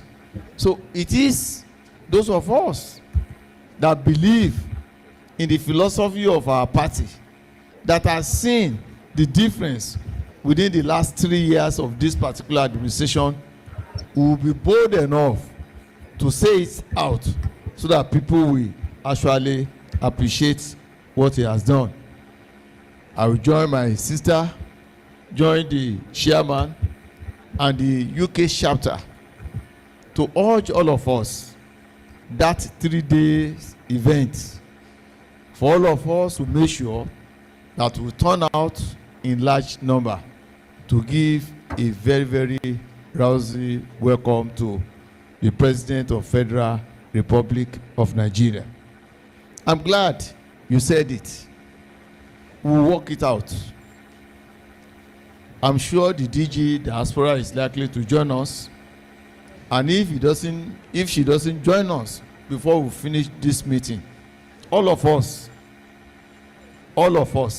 will give that particular responsibility to her, that after the visit, this particular visit, anytime Baba will be visiting United Kingdom, his children, his sons and daughters that are here, they are agitating. They want to have audience with him. As Abike will be drumming it, I will equally drum it to Chief of Staff so that they can package that thing for us. I've spoken with Mr. Governor. By the time Mr. Governor will arrive United Kingdom, I've talked to him. If Mr. President will not be able to have the time to have audience by way of protocol, he can see you briefly, if it is a matter of 15-30 minutes, to say thank you, because he's quite aware. Since you started this your arrangement, I've been briefing him. When I was leaving my hotel, I told him you schedule a meeting for 4 o'clock. I'm going for that particular meeting, and he said after the meeting I should brief him the outcome of the meeting. I want to assure you that we'll do something about it to appreciate it, what we are doing, and by doing so we encourage you to do more. And finally, I want to urge you that you possess your PVC. Keep your PVC. There's likely to be a development that INEC will term revalidation of our PVC. Revalidation of your PVC. The exercise will last for just only 1 month. If you have registered, you need to revalidate. To revalidate your PVC will enable you to vote in 2027. Once your PVC is not revalidated, you will not be listed on the voters register. And once you are not listed on voters register, definitely you will not be able to vote. There will be provision for online revalidation. There will be provision for physical revalidation at the LGA level, at the ward level, and at the polling unit level. I feel I need to pass this information to you so that as soon as the exercise commences, you seize the opportunity to make sure that you revalidate your permanent voters card so that you'll be able to perform your responsibility come 2027. Once again, I want to thank you. I want to appreciate you. The journey has started, and you have started very, very well. I can see the beautiful colors you are putting on. That is the commencement of the Leaders of several Nigerian support organizations across the United Kingdom and Europe are gathering in London. The objective is to streamline diaspora engagement, plan and mobilize support as preparations intensify for President Tinubu's state visit. It is to effectively coordinate these that the groups have set up a temporary Renewed Hope Global Secretariat at the Hilton on Park Lane. We're here at the Secretariat, that's the temporary Secretariat for the visit of President Bola Ahmed Tinubu and the First Lady, Senator Oluremi Tinubu, CON. We're glad we have lots of support leaders that are here today. They've actually been strategizing. They love what's going to happen, and we're really planning for it to ensure that the visit is successful and they have a wonderful time here in the United Kingdom. The preparations include setting up committees tasked with coordinating logistics, outreach and stakeholder engagement for the upcoming visit. Thank you so much. What we observe here today is a reflection of the acceptance of the President of Nigeria, His Excellency President Bola Ahmed Tinubu, PCFR. I'm so excited to be here this evening and to be part of the committee for the delegates coming from Nigeria to prepare for our president. We have come a long way in the country, and this is a testament to the good work that the current administration has been doing. The House Nigeria branded souvenirs are also distributed to participants, while networking sessions allow organizers and stakeholders to align plans and strengthen collaboration. My name is Asipo Ekwenyong, Senator representing Cross River South and the Chairman of the Senate Committee on NDDC at the 10th Senate. We're here live at the Secretariat, right here in London, where they are putting together teams for mobilization and support to celebrate our President, President Bola Ahmed Tinubu and his dear wife, as they come in on an official state visit. Everything, the various subcommittees have been inaugurated and people have started getting to work. We expect it to be a pleasant outing and wish everyone happy brainstorming and perfect executions to the plans. Thank you. While diaspora groups coordinate their activities through the new Secretariat, organizers emphasize that the Nigerian diplomatic mission in the United Kingdom remains the official authority overseeing the President's state visit. For many Nigerians in the diaspora, the opening of the Renewed Global Secretariat represents more than just logistics. It reflects a growing effort to engage the global Nigerian community in moments of national significance. That's how you know a man who wants to win an election. They're not fucking around.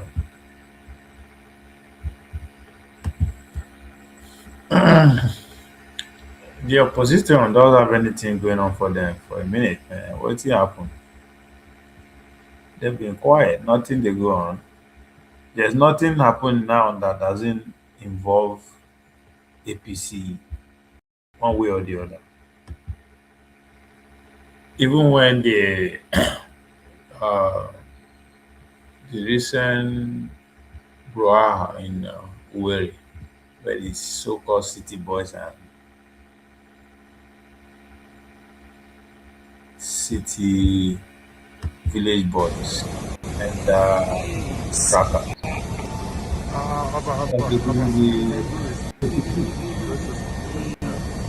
Am I online? What you come on now? Ambassador! Ambassador!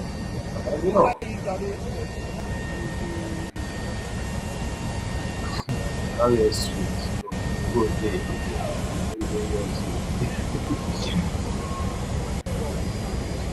Now, back to you, I never see this regardless of how it is.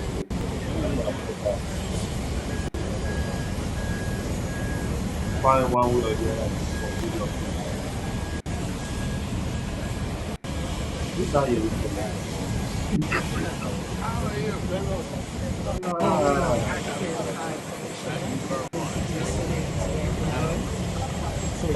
Truly define them more.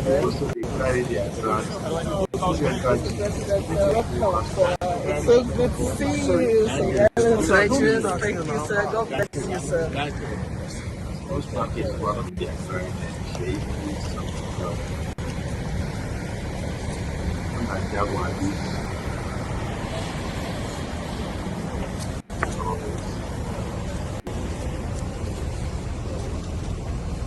So can you stand back, please, President? Can we come this side?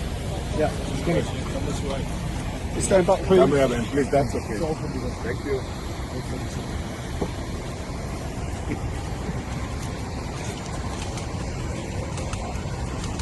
This is how you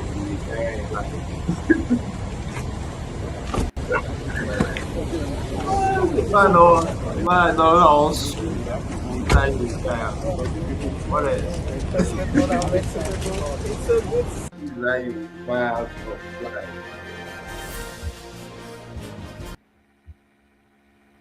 You know, so this is not the time to hate. This is time to just facilitate the guy. Hate him or like him. Living the dream. Your vision is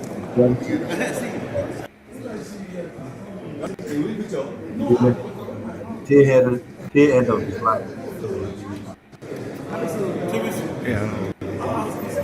Same to what?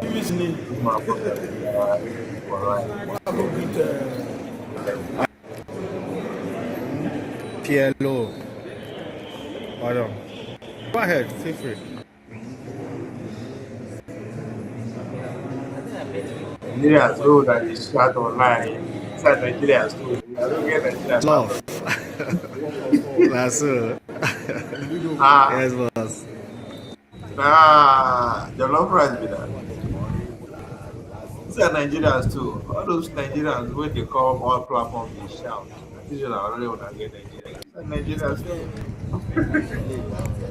It's still right. See, professors get. Still right way Soludo get. Papa will get. Nigerians. They are chocolate in Nigeria life. Through Nigeria, I want you to be joining me from Windsor.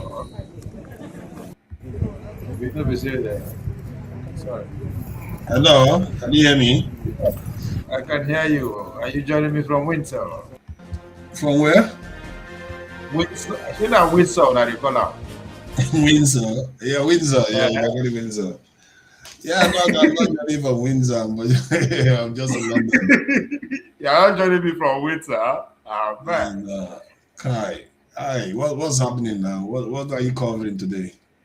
I'm covering the royal treats Tinubu is living in London and the firepower threat from Washington DC.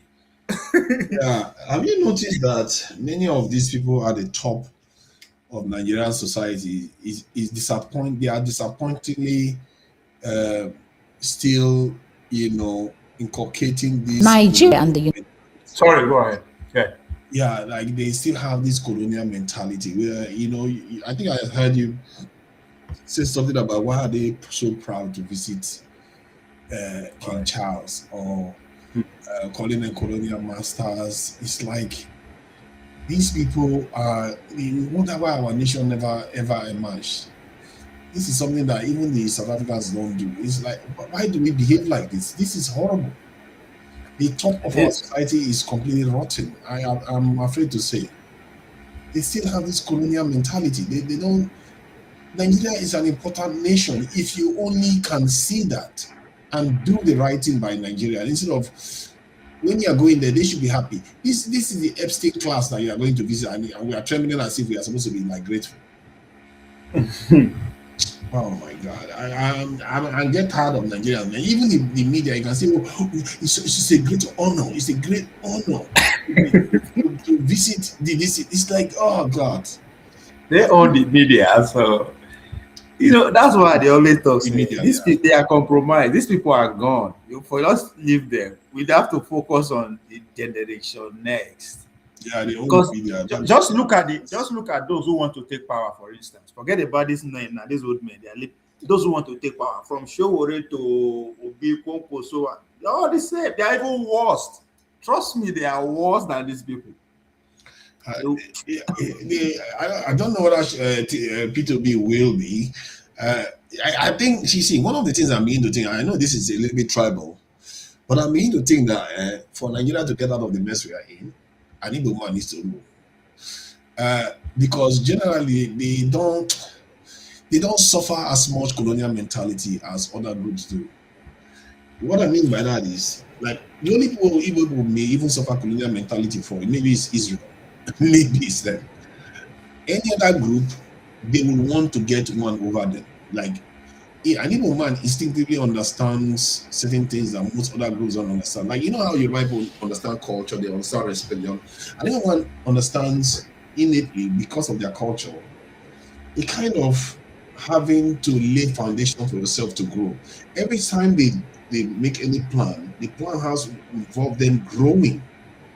That instinct is very important to them. That's at the core of their frustration. They felt that the whole Nigerian state is heading them back. If you listen to CM carefully, you hear what you just said now.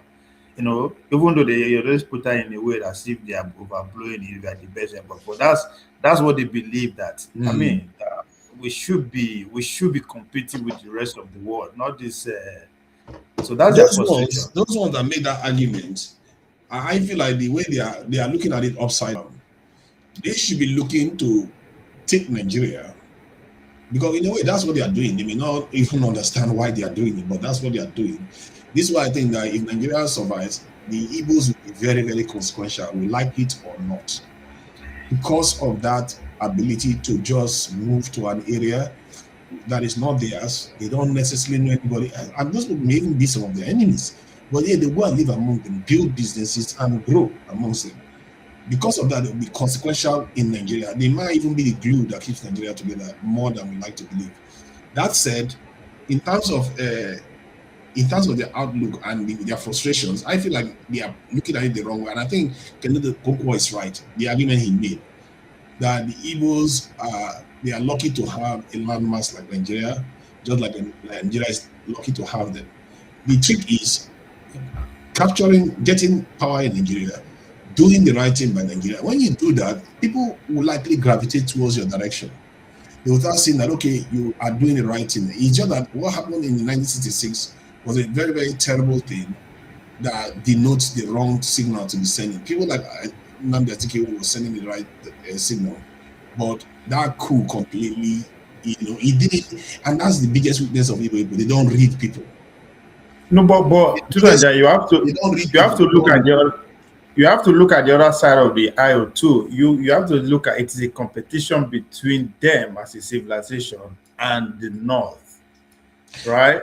So that's where they are kind of coming from, right? They felt that the whole game is screwed against them, and if you look at it critically, there is an argument that will support that. But again, I don't subscribe to that school of thought that the game is screwed against them. They are inherently disadvantaged already.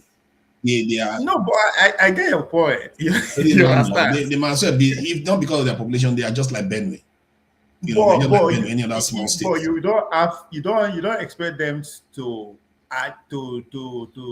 use the reality that you just put forward in terms of geographical location to be their argument now. So that means they're not going to see that. They don't see their disadvantages. Like the landmass where they occupy is disadvantage to them within the Nigerian context. Their ability, at least as a group, not individually, their ability as a group not to read the room in terms of the political environment they are in is very, very.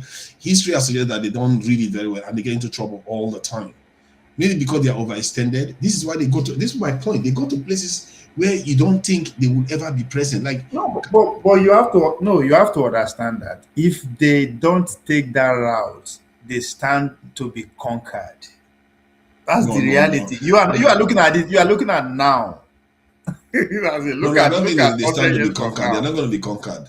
But that's the argument. They can be. You see, that's it. You see, an Igbo man's historically, if you look at the way their kingdoms are formed, they are not very warlike. They had a priestly king, or not even a king, a priestly guy, the Henry kind of stain. And their expansion is based on population, trade, and basically civil exchanges. That's how they expand. They expand their culture based on exchanges. This is what you see within Nigeria. So if you look at Nigeria right now, they are still doing it. That's why there are so many in Lagos. They are in Kano, they are in Kaduna, they are even in Maiduguri. Even if you go to Sambisa, I wouldn't be surprised to see an Igbo man in there. So that's what they do. Let's look at. No, that's the whole Nigeria though. There's nowhere you will go. No. Actually, that's not the whole Nigeria. No. People don't travel that much. Rivers people don't travel that much. No. It's not fair for you to be saying Rivers, then you are saying Igbo. No, you have to look at it from the three big tribes. Even the three big tribes, the Hausas are not as many in the south. You will not see Yoruba. Okay, hold on. Are you telling me the Hausas are as many in the south as there are Igbos in the north? The question is the spread. We are everywhere. That's Nigeria for you. Trust me. No, they are everywhere. The spread is no. You are missing the point. It's not about the spread. It's about the number of the spread.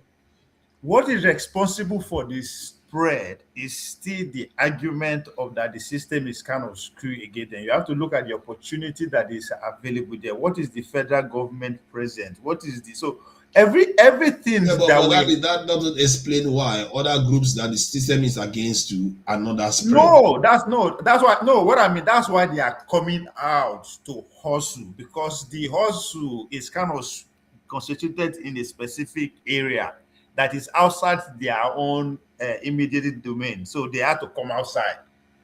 That's what is responsible for the spread in a way. You can make that argument, but if that would have been a case, if this was not their nature from the very get-go, that is my point. I tied it to the way their kingdoms evolved. You can't even call it a kingdom. The way their societies evolved. They are not very like warlike, conquering, taking territories. They are more like, not that they don't do it all. But they are different way to conquer. They are different way to conquer. Their way is what you just described. They go to establish that's their culture. They spread their culture, their businesses. That's how they conquer. Yes, you are right. If you want to call that everybody, yes. But the one we have a bigger problem with is this thing. What they call it, aggressive conquest, military conquest. That's the one people hate. People would rather be converted into your way of life than be forced. to accept your way of life. Yeah, the aggressive conquest is a new thing in the sense that it has to do with the technology that's evolved. We have guns now. So they believe that's being Yeah, they have it and they solution. still remain the same. My point, the reason why I will still repeat it. The spread that they have around the country, no other single group does that.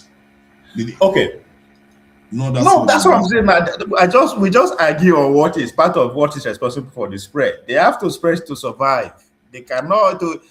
And now, I think the argument at this point in 2026, right? You can survive anywhere, so they can actually be home and still make. Exactly. That's why I'm saying that argument doesn't mean it's not their reason. Okay, why would anybody spread? Hold on. Why would anybody spread to the area where Boko Haram is attacking? Not even in Maiduguri, deep inside the village. An Igbo woman is still there when Boko Haram is been attacking already, and she's still there. I agree.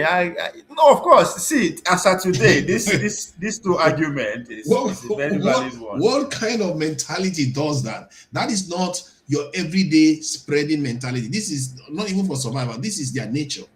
There is their nature to go to environments, do their business there, and often build there too. Not only build at their home, build there too.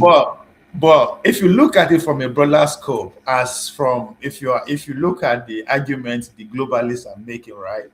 Isn't that the underlying spirit? What do you mean the globalists are making? What is the argument? Their goal is for every human being anywhere is the same and assimilate. Just everywhere you are is home. Just live. I think the problem with the globalists is that it's a shame because their vision has been corrupted by supremacist mentality. If they truly believed in their globalist movement, it would have succeeded, don't you think? The problem is that they don't believe their own story. Their own globalist movement is globalist for everyone, masters for us. That is not how globalism is meant to work. Globalism is everybody interacting, trading, exchanging ideas and relationships together, not one over the other groups of people. That's what it turns out that it is. Now that is the counter argument from the nationalists, which we can say Donald Trump is the spokesperson right now. So do you see that, or there is also underlying will be the master? I think the maybe that I don't even know when Trump became truly compromised, but the language he came out with was more of a nationalist language. But it has now become clear that he's been captured, and his way of reasoning has now aligned with. He's more of a nationalist for Israel now. Basically, if you want to put hold on first. I think you are not breaking this down in the right way, right? Because you have to understand the history, the reach, the powers of the globalists. These people started this agenda since 1688 by this same the royal family across their length and breadth there. So Israel is their institution. You agree to that? They plant Israel. What you see happening today, the Donald Trump-led nationalists are using it to their own advantage. It's like now to Nigeria, come to your so they just decided to turn the gun instead of taking them out. If you look at the current Donald Trump administration are operating, right? Mm-hmm. They will come to you, right? Mm-hmm. Say this is the goal. You either take it or we take you out. So now this is me. I'm not saying, of course, I'm not an insider, right? This is me just saying things from my own. I believe that they approach the Donald Trump and will approach the Netanyahu Israel, say, come, we understand the role you've been playing for the globalists. We understand. You are responsible for a lot of all this thing that is going on. We know your goal, but this is what we want. This is what you are going to do. Or we will allow them to wipe you out. Mm-hmm. Okay. So, yeah, for me that thing. So it is them now. Of course, they have their own interests, just like of course. So it's like two interests colliding. But you are saying you are disappointed because you expect the bigger power voice to be obvious, but they don't operate like that in all situations. So because you understand, you should also understand that they are also trying to sell to the people of America, right? That it will be easier for them to, in case everything go wrong, you better just say, okay, yes, now Israel fault, right? So there's a lot of things playing out here. No, I get all that argument. I get all the arguments you are making from every angle. I even understand. Let me use Nigeria. Then you can go there. I'll let you go. Just like Nigeria, right? The globalists brought Tinubu to power. Now them they ask you understand. So when the Donald Trump administration come, they have to give Bola Tinubu say, "Come, this is what we want, right? Yeah. Or we take you out." So that's why if just like the healthcare that you brought to bear the last day, if you read the text well, how do you see whereby they are saying all the institutions that they are going to be Christian oriented? Anyway, go ahead. So you are muted. So it's like it's like you meeting an existing structure. You are now using that existing structure into your advantage instead of destroying it totally and build another one. Yeah. But you start they can build it. They will do that if you give them chance to destroy you. But if you are ready to take a deal, they work with you. Like someone like Tinubu will make any deal they give to him, whether it's yes, let's be slaves or let's be whatever he's going to sign. That's the problem. The way I look at these globalists. But sorry. Who do you see that will not take any deal? Because Tinubu will be gone. Because this fight will continue for, as far as I'm concerned, for the next 10, 15 years. So, see, who it's do you not see about that we can say, okay. I feel like almost every single person we have in the arena will take a deal. However, the deal that they will take will be different. Okay. And the deal they will push for, the agreement they will push for will be different. And it doesn't change the outlook for, say, the greater power in the deal. You see, let's say you want to make a deal with Prince Charles sitting face to face with Tinubu right now. Yeah. What he should be aspiring for is, what does Charles wants to see from Nigeria? And then he should be making an argument and say, okay, what you want to see, fine. But now I also want to see this for Nigeria, and I also want to see this for you. And okay, let me give you one of the deal. To just portray your example, there you continue. One of the deal, just the what they are telling us is time of they want to partner in terms of maritime and trade. So what the British people are arguing, are saying that they want to see an efficiency in the way our ports run. In other words, they want to digitalize it. So right, that's what they are saying. Okay, so the Tinubu are now saying, okay, how much do you want to invest? So the Tinubu are dragging that. They are using that. So of everything they want to trade with you on, you don't think port rings and it's not a red flag? The red flag, yeah. The red flag, yeah. People, they can't think straight. Of everything UK could trade with you for, it's a port. They want to they want their eyes on. This is what they did when they came before. Why do you think they want port? Because it's strategically important to them to have a port in your country, especially a country that they have spoken about recolonizing. Now, if you look at because everything that goes in and out of your country, we know it. Yeah, they will know it, and they can bring their own things in. They can bring their own things in. So, because this is one of the things that they said they accuse the Chinese of doing. Like Chinese is building ports everywhere, but actually they build it up to military standard. Because actually they will be able to bring their submarines whenever they like to your country's doorstep. That, and they will know your sea, your part, your waterways, because they are also now involved. So that is something that should ring an alarm from anybody. Like, the first thing that they want to trade with you on is port of everything. That all the technology that they have to offer you is port. No, what you should be arguing for is that, okay, if you want so much pot, I want us to work on this and so together. And you have to look at what they want from you. Let's say they wanted $10 billion. You say, that is so, you don't have ambition. Yeah, they are investing, they are attracting 764 million pounds. Yes. Now, my point is, just hear me out. My point is, if they have an ambition to make 1 billion from you, offer them something that will give them 10 billion. But when you give them that 10 billion, they should give you something very, very tangible, something strategically important, technology. This in investment. Investment is something that gives you strategic relevance. Because now you are not diminishing their dream, you are just increasing your own.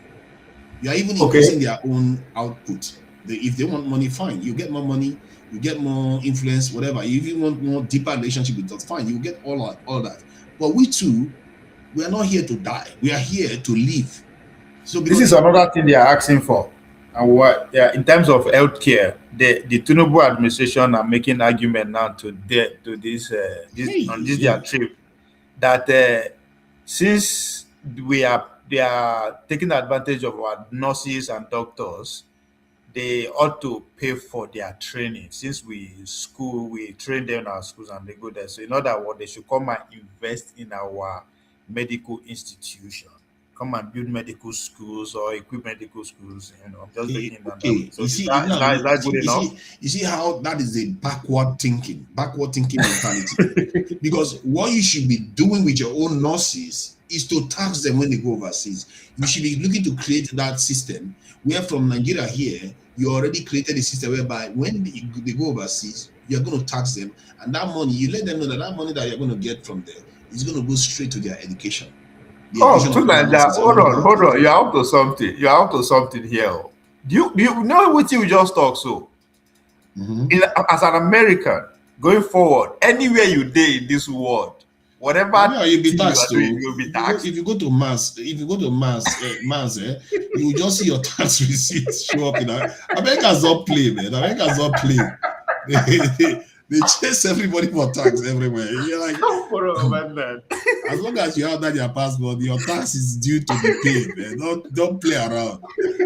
So, and that is what Nigeria should be doing. They should, as a matter of fact, if I was Nigerians, since you're already traveling overseas, you create a pathway for them, and you have arrangement with governments so that all these people that are working, they will legally go and they will surrender their details so that they can be taxed. Then that money is used to train far more in Nigeria, so that by the time, and you'll be making so much money from it as you are training, you are getting better nurses, so that pipeline will become even stronger. So you now have a stronger pipeline whereby you are producing more nurses to service the nation, and you have enough to send overseas. People will even be relying on you even more. That gives us a little bit of leverage. So that's my way. That's why I feel like the way our people think, they think like slaves. They think like, come and help us do our own thing, pay for our thing. No, you can create a system yourself from within your nation, so that when they go overseas, they are answerable back to the nation. Their passport that they are carrying, if they change their nationality, it's not going to save them. They are still Nigerians until they finish paying the money. Even when they change their nationality, they renounce the Nigerian citizenship, they still owe that money. That is what you have to let them know, that this education we are giving you is not for free. We're going to give it to you in Nigeria, but it's not for free. And when you go overseas, we may even support you to go overseas, but you pay it back. Like if you pay 10,000 for you to go overseas, you pay back 50,000 to train people here in taxes over the lifetime when you are working there. If you come back to Nigeria, that tax goes away because now you are servicing Nigeria.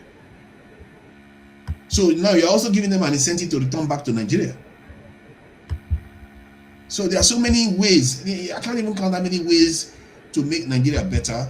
But my problem is that this man sitting before the prince right now, he's a subject of the crown. Yeah. He was once. He was born when Nigeria was a colonized state. So he doesn't see himself as a free man. This guy is the one that changed our national anthem, for crying out loud. This in song. So he will not ask for anything strategic. He will not say, you know what, Nigeria, it's about time we build our own nuclear power plant. Look at all the nonsense going on in the world right now. What if we don't we're not able to operate this thing anymore? How are we supposed to power our this thing? Oh, maybe we should start collaborating on drone technology. Why are we collaborating with Turkey when we should be collaborating with the UK? Why not? Why not? Why are we friends? Why are we friends at all? When AI summit was held in France, Tinubu had to sneak into the CEO of Google hotel to have a meeting with him. They sneak, enter each other's room. Wow. You are here talking about nuclear. These people are far from Kai. We are in trouble. We are in trouble. At least Tinubu is saying this Trump there is basically telling the truth. Now we have no leadership, but they are the ones creating the vacuum. That, in a way, I think was it you or somebody made the argument that Trump is a businessman. He is, yes. Trying to make deals. He has this instinct more for deals than ideology, actually. So he doesn't care. He doesn't care about ideology. Let's not do that because it's what he did with the South Africans. Hold on, he cares about ideology, but I can concede that he cares more for deals. So if Tinubu was wise, ideology come later, yes. If Tinubu was wise, our leaders don't have ambition. That is the problem. They don't. Have you ever seen this people go anywhere and come back with anything big? Like you say, oh my God. Before you go there, have you heard this? Heard what? The Trump administration is recognizing Niger and Mali. Recognizing them for what? You know that since they carry out coup, okay, they recognize them. Of course they will recognize them now because so they are making deal with them they want to bring their drone site back. Yeah. They are trying to bring those things back. It depends on what deal they cut. So that's why I say they are ready to. They are ready to make deal with anybody. So this is where you have to now be worried about the opposition, people that parade themselves as opposition party. How come they are not taking advantage of this to now work with make a deal with the Donald Trump administration and kick Tinubu out? Maybe because they know that Tinubu has already signed 1,000 deals with this. Tinubu signed away our health records to Trump recently in December. He signed away our health record. Like every Nigerian health record now ends up in America. But look at that X deal. Is coming with 900 healthcare institution that has to do, but predominantly has to do with the Christian faith ideology. On top of it, even on top of that, you see, how can we accept something like that? Where do you think that is coming from? Is it coming from the Christian middle belt of the Christian crucifixion, or is it comes from the West? It comes from the West, wanting to hold that leverage over Nigerians' heads that we have the power to divide you and we have the power to do this and you can't reject it. Because our leaders, they never wanted to rule. I didn't look at it that way, but that's what it is now, because they didn't have to put that there because they gotten everything they needed, but they put that there deliberately to placate, say, okay, we are here for you Christians, these Muslims, we are not for them. So you are dividing the nation from outside. You are just telling them that you are special, the other people are not so special, and the Muslims are not going to like it. So you can see what is going on there, and our leaders signed on to it. This is the same leader that rejected Trump sending convicts, immigrants to Nigeria. You don't want to send deportees. You don't want them to send deportees to Nigeria, but you are happy to send your health records to them. It's like, what kind of upside down way of thinking is this? If I was them, I would take the deportees and say, no, I don't like this one. Let's keep our health record. Nigeria is a very important country. Most people in Nigeria, most black people in the world are tied to Nigeria. So when you South Africa rejected it, so the Zimbabwe kicked it aside. They didn't even entertain it at all. I'm telling you. Do you see what I'm talking about, man? The countries that Mali, your friend in Traore accepted. Yes. Well, for him to stay alive. Exactly, anyway, he accepted it. Yeah. And this is the problem with all these people. They think they are playing a game. Maybe they are playing a game. I don't know. It's possible that they are playing. No. I think what I heard is for his own security. They are the one actually providing security for him. Give it like tens of intels. If not, but don't take him out. Maybe that, or maybe not. It's possible that. But at them anyway, they work in tandem. Anyway. Because Traore has already said it. Most of the time when the West was against him, it wasn't because he wasn't willing to trade with them, or he wasn't willing to do business with them. It was because he shifted the equation between them and the French. That's what they didn't like. How dare you? You know, Trump doesn't have the kind of vision the French has for Africans. Like, the French were basically milking them dry. Trump, if you can give him a reasonable deal that he likes, and as long as you give him what he wants, like in the case of what we've just done, we signed away. People don't understand how important this is. Our health records. Do you know in the UK, the health records of individuals are so sacrosanct that you can't just, anybody don't have access to it. But with missile being thrown in your backyard, what choice do you really have? So your choice is either you don't want to fight it, now you just sign, okay, let me die then. Because what you are doing, what you are signing on to is that you are signing on to your demise by doing this sort of behavior. But what if you know that the next person that will come will sign it? The next person, okay, see, at least you rejected it.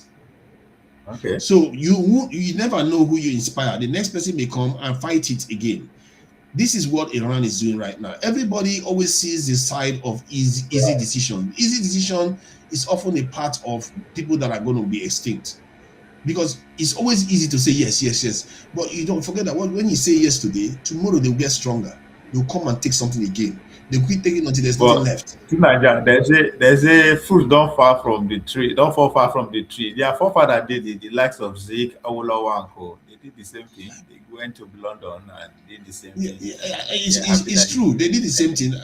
I will forgive the ones that first encountered the Europeans. No, the reason why I forgive them is because they were a little bit naive. Why you go forgive them and you won't forgive these ones? That's not fair. The reason why is because they were a little bit naive. And I could also forgive. I could also see myself forgiving these ones.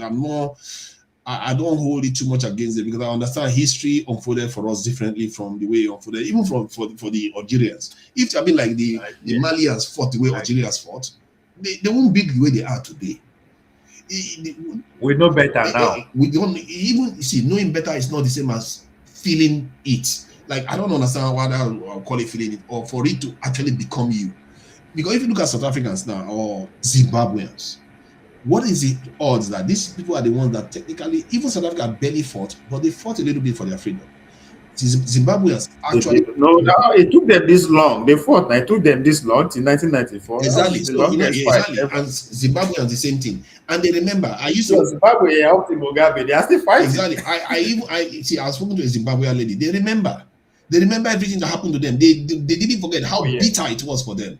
And these people, that's one thing about us, though. Nobody can even tell us when they were here among us before the independence. Because the ones that are here now are their collaborators, the ones that work with them, the ones that school that sent us, the ones that they handed power, the school at Oxford. They gave them I think they even talked about it once. I think I saw a video of this online where they said they will make them like elite class, where they will feel like this elites will feel like they are part of the Europeans. They will not feel like they are part of Nigerians. And that is exactly the way our elites behave. They don't see themselves as different because they've given them all the best treatment. They attend Oxford, they attend Sandhurst. That is our job. Listen to these 2 minutes. We don't run governments, we don't run policies. But we have the intellectual capacity to frame a conversation. You understand? Let me now conclude by making you sad. The Nigerian Civil War was planned on the campus of the University of Ibadan. Somebody has to write a book on that, in which the Vice Chancellor, a prominent historian, you already know I'm talking about, was also using his house to frame the project of the Civil War. You understand?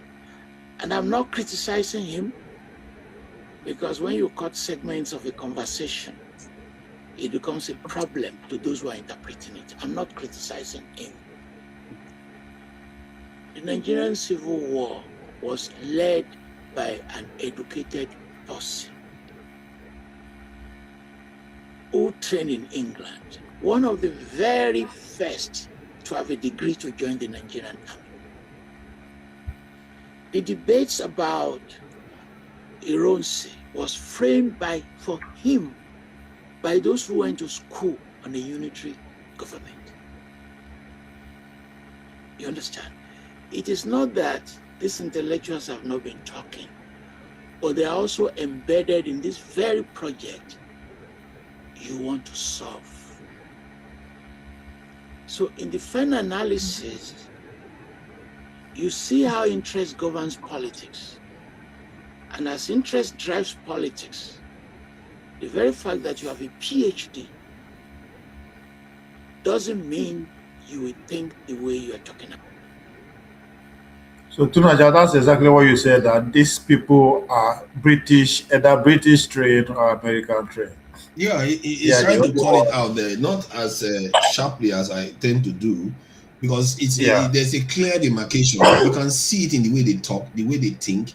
Tinubu, this guy goes to Washington, goes to London and everything, and yet he comes back acting as if he's a total houseboy to the British. You know, like literally, that's how he still thinks. No matter what he sees, he doesn't care. He still behaves like that. And that's why I was saying that nobody above 60 should run for election, because these people, they come from the period when Nigeria was still a colony. Their mindset is we are still a subject, and Tinubu was probably one of those people watching on the news or in the radio, listening to the British giving us independence. They were happy, hey, happy day. So they love the British. Yes, now they love the British for that. Now they're like, oh, look at that, they give us independence. They are good people, very nice. We're going to do everything we can to help them. Man, they are one of them. The Queen is our mother. This is their way of thinking. Sorry. This stuff goes deep, man. It runs deep in our people. Like today, our people are still calling it colonial master. Something that even them, when they hear it, they have it. It's like a cringe thing.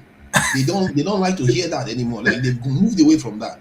But our people are still colonial. Do you know how bad it is? Like you are so backward. In 2026, you are still calling them colonial masters.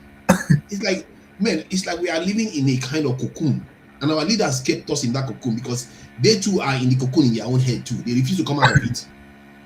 And it just shows you that these Europeans, they are also very devious. They have two faces. They know.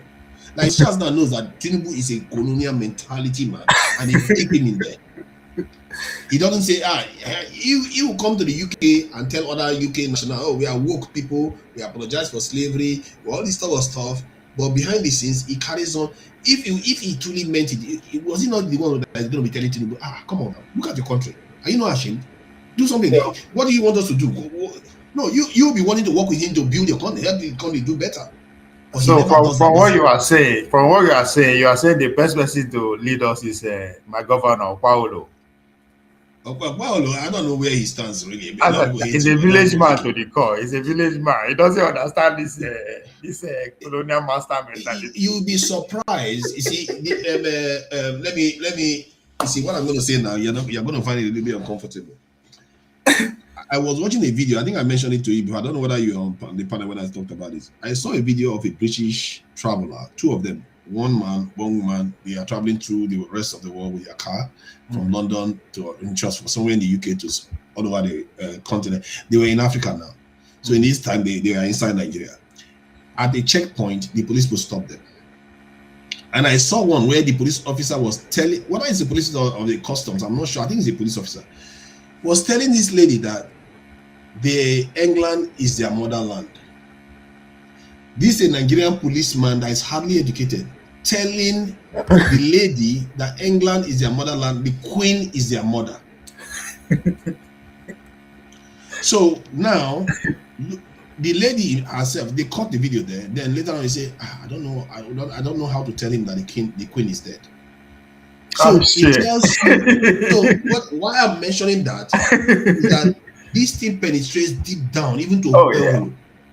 Okwawolo is not exempt from it. Okwawolo is more an Israeli asset than any other person. If I want to go that route, you see what I mean. So this thing is deep within our culture. I wish it was only the elites. I'm telling you, the elites have managed to infect the lower classes, and most of them think like that. They've infected them with that mentality. It's so awful. And to push this thing out of Nigeria, I'm beginning to be resolved. Just like with America, I feel like you guys are going to experience civil war. Like you don't want to believe. I told you America is going to go to civil war, a big war, and it looks like Trump is choosing the big war over the civil war. No, my argument is that now we're going to experience our first. That's my argument. I'm not saying no. We are not going to experience it first. I think the UK is a lot more healthy, especially if you look at the way they are responding to the Epstein issues, the war. UK has issues, but they are still very agile in terms of the way they respond to the perception that they are not listening to the public. They try to listen very, very fast. But the America is so slow. And what America is, I know now, they are deal makers. They are deal makers. They'll make deal within themselves at the right time. Yeah, keep saying that. Keep saying that. This no. It's never happened like this historically before, and I don't think it's going to happen. They don't fight civil war before now. So what are you talking about? The civil war was a demographic issue. This is everything was on the table. See, I'm telling you, 9/11 occurred for its own reason, but this war you are seeing was inflicted by America itself. Because America doesn't want to confront its own truths, from Epstein to its demographic change. They don't want to confront it, and the people want to. You see, that tells you what is going on here. The people want to confront it because they know these elites are trying to distract them from it. The people, don't worry. The people, they will give them what they want for election. Everybody will be fine. It's not going to. You see, I fear that the election is not going to solve the problem because the Democrats are too neck deep in it too. They will get the Democrats into office and they will find that no, these Democrats are just as bad. Americans are getting poorer. That's the problem. So don't worry. By the time they find when I told you, in their pockets, when they put money in their pocket, have you ever had me tell you that America needed counseling, war counseling? Have you ever had me say that? Now I'll give you evidence to show that not only me is thinking like that. I was surprised to hear. I was surprised when I think I got a video just today. I got a video today. It kind of tying to what I'm saying, because Trump himself said they asked him why did he invade. I need to share this video so you can see for yourself. That's where the impact is going to be. So you see what the reason why he said they invaded the country. It just tells you what I'm saying. That America has truly needs what selling. This is no joke. They seriously need it. Americans have been fighting war pretty much all their life. Don't leave them. I don't know why you guys are worried. This is their trademark. This is their forte. This is how they strive. Okay, hold on. I think I can share my screen here now. Is the entire window? Okay, it doesn't share audio except it doesn't share audio. You have to play from the tab. It doesn't share screen. You have to. It's not you that is causing it. I think it's the software that I'm using. The operating system. No, you don't forget. Say no be. You are a guest. You are not part of. No. Even if I'm not a guest, you are supposed to be able to approve it through so that I can be able to share my screen. But I think I have to play it from the browser itself for it to allow me to do that, and which is not always the best because you have to go to this exact timeline on the browser for us to be able to view it. But I can do that. Let me just see if I can pull it up so that I can show you what I'm talking about. This, when I saw it today, I was like, you know what? I've been saying this to people all the time. They think this is a joke business. Everything I've been saying is coming to pass. Every single thing. And I've told you, you guys that are in America, you keep thinking this is a joke. This is not a joke. This is real. They've been saying it for a long time. We are strapped, man. Everybody is strapped. Don't worry, man. We're good. Don't worry. You guys are the one that first carry all these foreigners that went on. You are not even the proper citizen. They first carry you first. They're like, okay, let's take the low-hanging fruit first. Then the low-hanging fruit first go. If you're looking for a way to escape to Nigeria, there will be no escape. Do you know that when I wanted to come back to Nigeria this time, after I visited Nigeria, I didn't feel like leaving. I really didn't feel like leaving. Nigeria, as bad as it is, Nigeria is home, man. It's cool. It's good to stay. The thing about Nigeria is that you have to be aware of your health. You have to be aware that you have to be able to survive. You have to have a source of income. If you have it, you're actually better off there than coming over here. If you can take care of your health because you're already educated, in terms of education, you don't care because you're already educated and you can earn a living. As long as your health is good and you can earn a living, you're fine in Nigeria. You are more better. If you live like in Nigeria, if you live, when I mean you are not are gravitated to with still Western way of life. You don't have to worry about your health because you are getting, because health now, you get sick, either something gets into your system or something hits you, right? That's the only way you get sick. So if Okay. what you are eating, you are conscious of what you are eating, you are really eating, you are getting the best anyway because it's healthy. Yeah. What you will spend, what you will buy here expensive a lot because to eat healthy abroad is luxury, which is crazy. Exactly. So if you can Okay, focus on that, I think I've got it your now. health I've will got be it good. now. You have to flag this truth for it to be shared. So I'll play it so that you see what I'm talking about. She talked about the Civil War and she talked about the this thing. So let me just play the Oh video my so you God! see Ah, for yourself. this guy, you are this guy. I don't know why you know the what is you and what's her name again? What's you and Candice? Only you be the person where they take Candice serious. Hello, it looks like it kicked me out by accident. Let I me know. see. I accepted the. You send. I accepted it now. I don't, is it not Candy Owens? This thing you want to play? Yes, Yeah, I accepted it now, but it's in but it's disappear. not showing. So what I'm going to do is I'm going to just copy the link because I can copy it based on the time, isn't it? That way you can play it based on the time, and then there are two times I want you to watch I so don't that you know can why. see everything I've been telling you. Calm down, calm down. This is the private chat. The link is in the private chat. Copy it and share the screen You are so that you can share it on your you end. are This is the 4 seconds. Then I'll get the second one I don't know for why you when want me. Wait, you start from which year? You say which year? No, the first one I just sent you just now is from the beginning, and she talked about something there that you need to hear. Then the second one is, let me get it properly if I'm gonna start from the beginning. Only you Based they on take time. Candy Owens serious. Should I play it now? Yeah, play it. Wait, let me see. Is it on the screen or not?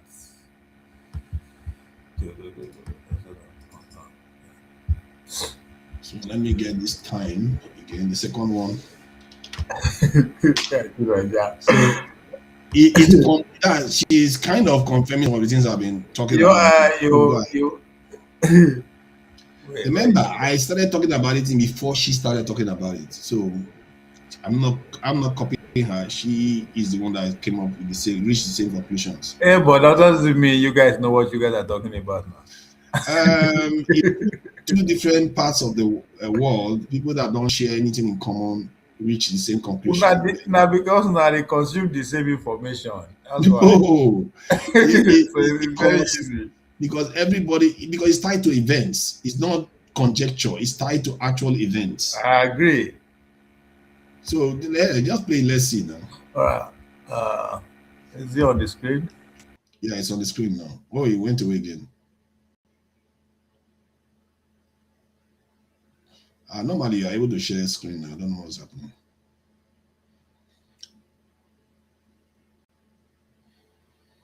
I can't say anything. I can't hear anything. Oh, it looked like you kicked yourself out. Oh. You and the way you run this platform, I don't know. It's like you kicked yourself out. You are backstage.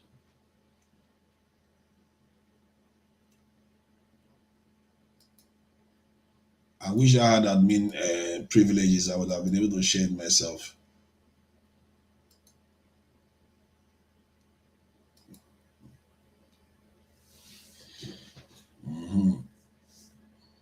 Hey, can you hear me now? I can hear you loud and clear. My laptop died. It's crazy. I don't know why. Yeah. So I don't privilege? know. Let me see if I can. I don't know where I can plan from. Oh, if you can share this one, you should be able to share that one. Let me see now. I can't even. You say it on the private chat. Yeah, let me confirm. So let me see if I can. I know I can. I don't know. No, the phone no go do. Or can you follow me through when I share it again? I don't know. No, because not saying the gadget different. Now, if to say I would love to allow the phone, but now just the voice you won't hear now, be? Yeah, the voice is fine too. Yeah. Yeah, let me play it from. a frontal.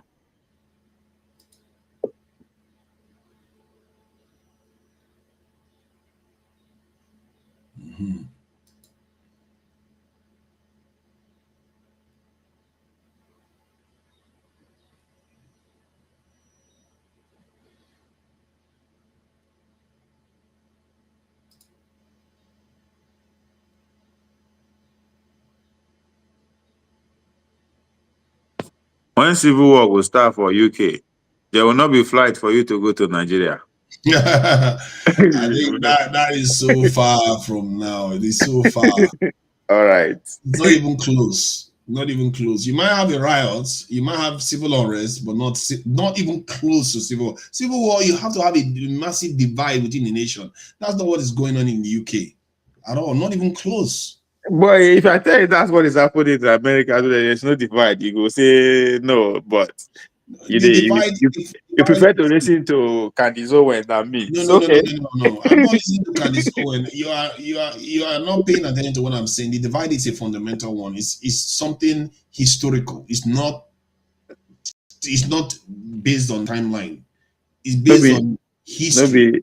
No be news for the era. So I agree. Okay, let me see. No, it's not from news. It's from history. You see how Nigerians are angry that Fulanis are coming from the north. It never happens peacefully. Nobody likes people taking over territories peacefully. So let me which one I want to play now? Okay, let me.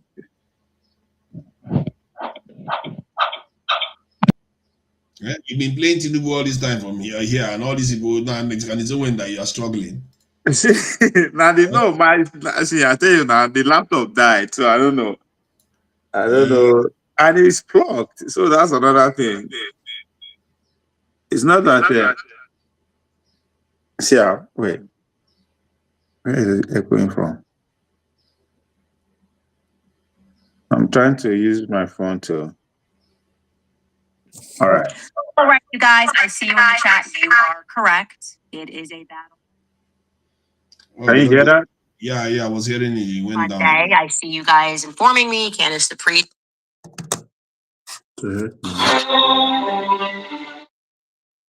On Monday, I see you guys informing me. Candace the priest told you to chill. But I have to ask, have you ever just wanted to physically assault people? But it's Lent. So that's me right now. I feel trapped after this weekend, the ongoing, basically everything going on in America right now. The main source of our problem is obviously.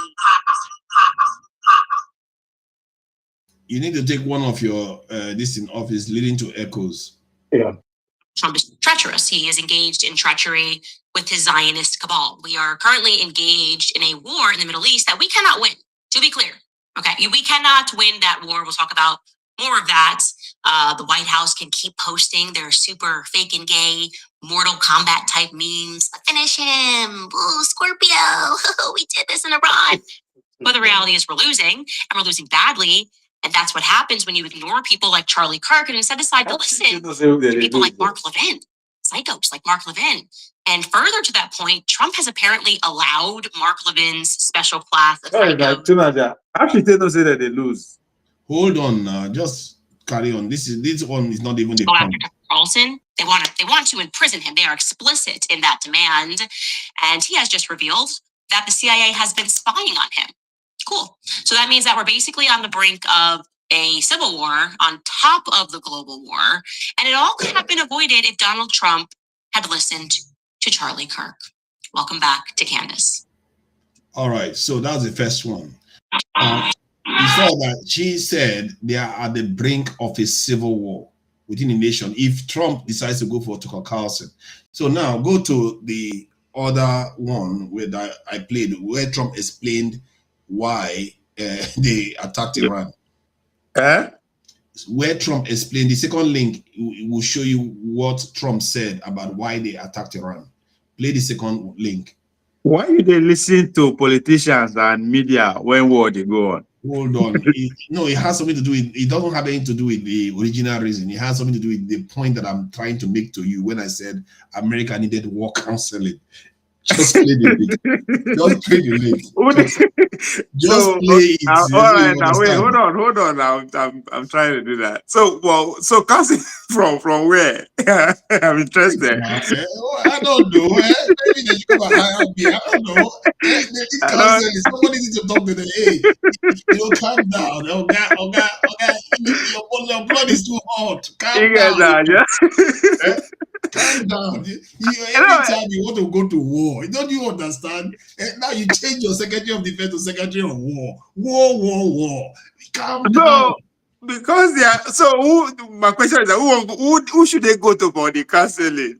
I don't know. Maybe Kadizowel or whoever. But they need counseling somewhere. That's what the current Pope actually said. That the Trump they need the confession. They need to go for confession. That's exactly. The always pick it from. First, I go back and kill again. So, wait now. The aggression. But I think Putin agree with you guys. Putin said that he's ready to mediate between US and Iran. They will go back to killing again. They will find another place to fight. So you have to counsel them. Whenever they feel like they want to go to war, you're like, no. Go and take a bit of smoke or something. Take something. Calm down. You want to calm yourself down. That's what they need. The person that they want to go to war, everybody is at war at this point. So who's going to cancel who? I think maybe they should go to Switzerland. Switzerland will be a good country to cancel them. They have not gone to war for 200 years. So they will go to Switzerland and say, you know what, help me. I have this need to go to war. I can't help it. No, play the video, play the audio, so that you can hear what I'm talking about.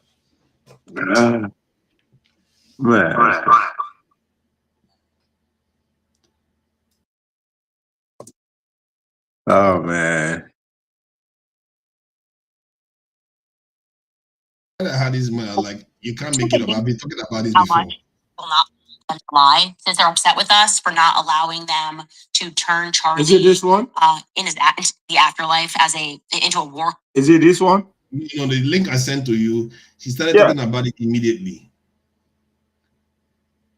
So I don't think that's it. It should be. Is this the Kadizowel video? Yes, it's the same video. The same. It's just the timeline. Okay. I think I got it. Right, a war hawk in the afterlife. How much we will not and allowed for mass murder. Back and said disgrace. Here's what we said. I guess this is more our response. Meghan McCain's a piece of shit, and I said just like her father was.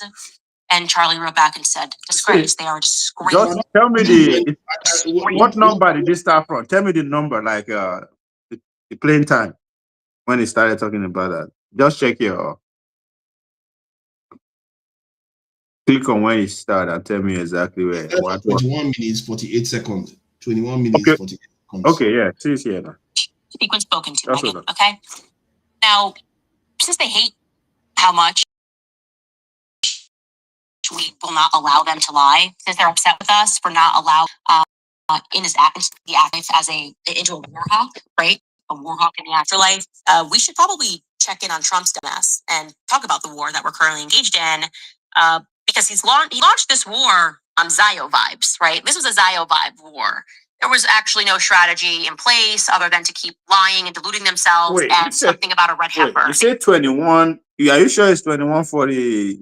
You sure? I think I made a mistake. This is the correct one. I think I went too early. I think it's around. Let me give the precise time again. It's somewhere around 31 minutes 39 seconds. 31 minutes 39 seconds. Okay. Sorry about that. I made a mistake there. 31 minutes 39 seconds. Yeah, that was the correct timeline. 2.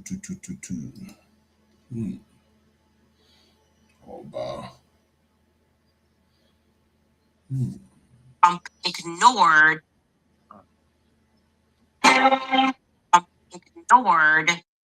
the very ballistic sound, but a human like provides 5 ultrasounds and 5 more effective treatments. This is where the wellness company steps in to help him. All you need to do is to fill out intake form. A doctor will review it. Medical grade to twc.health/Candace or visit twc.health and use code Candace at checkout to save $90 plus you'll get free shipping. That's twc.health/Candace. It's difficult to put into words how stupid Trump is for getting us involved in Iran. And I think the best thing to do, therefore, is to allow Trump to explain to you the very sensible reason that he decided it was the correct course of action. This is him today, explaining our totally legit reasons for getting involved, and actually not even getting involved, starting this war. Take a listen. We don't need oil. We have all the oil we need for ourselves. It's one of the great assets that we have. We have more than double what anybody else in terms of oil production. We're at more than double any other country. So we don't need it, but we did it. It's almost, you could say we did it out of habit, which is not a good thing to do. But we did it because we have some good allies there. We have some great Middle Eastern countries there, Israel there. So we did it for a lot of reasons. So I would like to reiterate, we did it out of habit.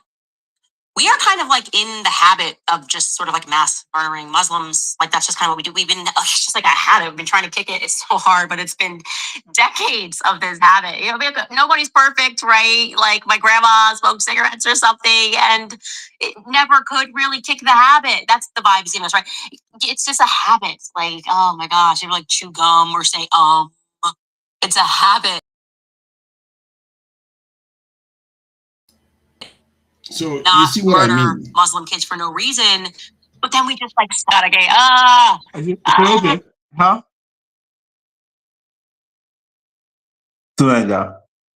No, I was saying that you see what I mean when she was talking about the habit, and Trump was like, it's like we just did it out of habit. It's like, but what's the lie there now? That's no, what they are. Yeah. But that's why I'm arguing that America is the biggest threat to the world because they are now, and Israel is another one now that has gotten the habit now. That's what come with being world power. Once you're world power, of course, you're a threat to every other person now. What makes them a threat now is that they are a threat to themselves and everyone else. Yeah, because they are nuclear powers. These are nuclear powers. These are not toys anymore. They are actual nuclear powers. So they are dangerous. And I feel like they need counseling. You know, somebody needs to call the defense. Should they go to Britain for counseling? Maybe I recommended Switzerland. Switzerland has had a long peace, yes, has a long period of peace, and they are very warlike at the same time. I have something on Switzerland. I don't know, but let me keep talking. Let me bring it up. Yeah, Switzerland, they are very warlike, but they are also very peaceful. They are the only country that has enough bunkers to hide all their citizens underground. And they also have gone 200 years without going to a war.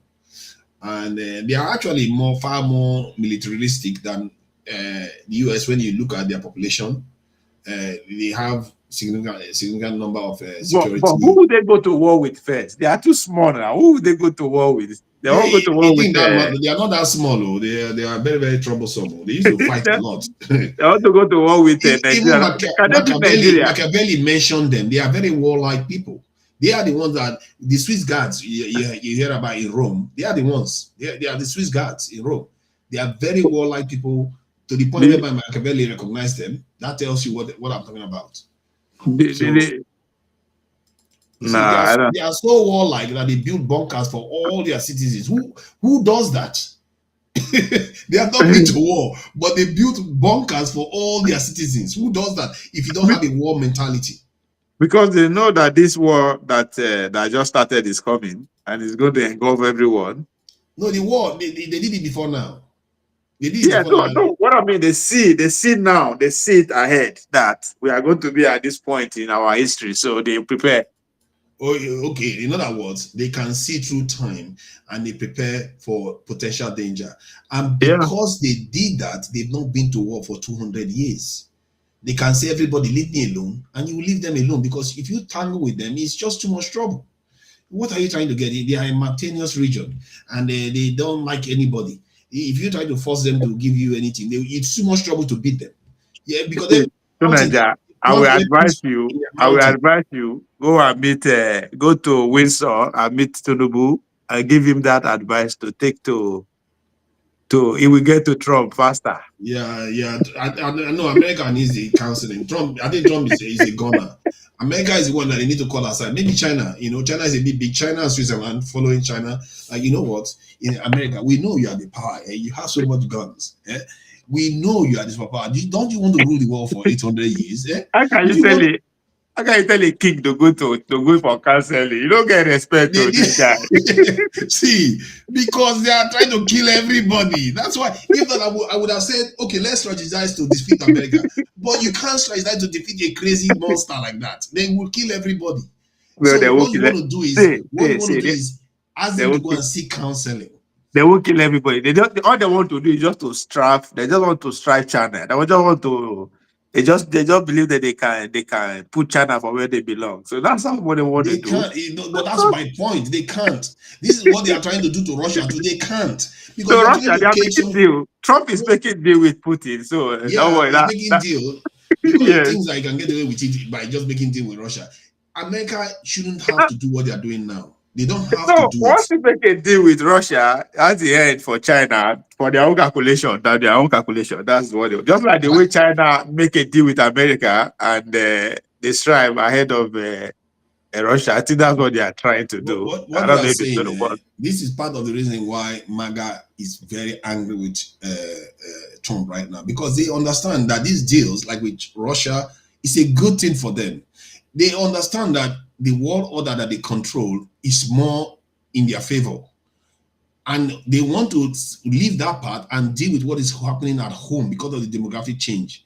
Once they deal with order, they are willing to go back to the world again, stronger, and have a kind of a world order that they can control. But what they fear now is that Israel has kidnapped their nation. No. It's not going to be 30 seconds. See, they fear that Israel has kidnapped their nation, not for their own interest, but actually the opposite, that Israel is trying to get America in trouble to force America down so that Israel rises. That's what the fear is going on. I agree with what you are saying. So, but the problem there is that it's problem of messaging, right? So, and they will start now to the MAGAs now, right? Because they understand it, because the way you put it, it's as if the order is wrong, right? They should have taken care of home first, then make the home understand that the outside is important than other. So I think that's where the messaging is getting lost. That's why I say be patient, because there's something I feel that is going to happen, right? There's going to be a period of accountability, right? By the time you are now bringing these people, these globalist players, because that's where the fight is about. That's what they are not making the MAGA followers, especially the base, to understand. This fight is not necessarily, yes, we are fighting it abroad, but the co-culprits are home here. So by the time they start bringing those people to justice, right, it will now become clearer to the MAGA. Say, oh, okay, this is making sense now. But now, is it going to play out like that? I don't know. This is my projection, right? Because what you said is not that it's wrong. That yes, they are kind of angry that they're going outside instead of them. That is the concern. But for me, I don't think that is a concern that cannot be taken care of. That concern is already out of the bag, because I think the Israelis have gone way too far. They are not even hiding it anymore now. They know they've lost support of even Republicans. They've lost support of Republicans. Democrats have gone a long time ago, since the Gaza war. But now they've lost support of even Republicans that used to back Israel. They know they are done. They are just using Israel now for their own benefit. That's what I was saying. That's what I'm saying. Because, as I said, there's no point of destroying them when they are still useful, right? They are useful now, so they are helping you to attack. I don't think they are. What is going on now is not helping America in any way. They are fighting. The fight against Russia. It's not just Russia now. It's against pretty much all the sponsors, all the British sponsors, Islamic Brotherhood terrorists are across the globe. They are fighting. You know, this is best for America. A rule-based order that is actually followed is the best one for America. They will set it after this. That's what they are trying to set, though. Yeah, but, You have to. actually they are destroying it. That's the Yes, problem. they are destroying the old one. They will set a new one after But this. That's how it was in the the mistake they 40s. are making is that they are going to be weaker when they do go about it the way they are doing right now. No, but Because it's always to Nigeria. It's always like that. You have to go back to 80 years ago when this new rule order was set. They were they are weaker going in to the be weaker 20s. relative to China now. That's my point. And the reason why they are trying to change it is because they fear that China is rising from the current rule-based order that they created. China is rising, so they want to destroy it, hoping that they are going to emerge stronger again. Then they create a new one. But So you by the time they are create a just new believe one, that they will China is not the one that's going succeed. to be drawing the pardon. So you believe that they will not succeed. That's what you are No, just. they've already failed. They've already failed. But they just start now to I think their mistake. See, their mistake is that they subscribed to the Israeli narrative too long. You can subscribe to it for a while. See, as an empire, you sooner or later you have to return to your own to Nigeria. objectives. How long do Chase you think? Israeli objectives. It's as if you know how long they are ready to fight. That's why you already declared them lost. They just No, start to. I This is know just how weak. long. No, actually, I know how long they're ready to fight. How long? How long? See, America is divided within. Don't you see? To America Nigeria. has a big problem internally.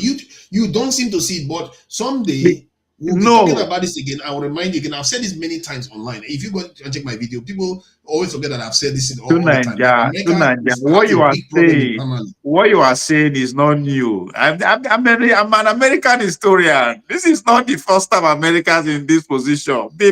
Calm down. This is another Just race. enjoy the process.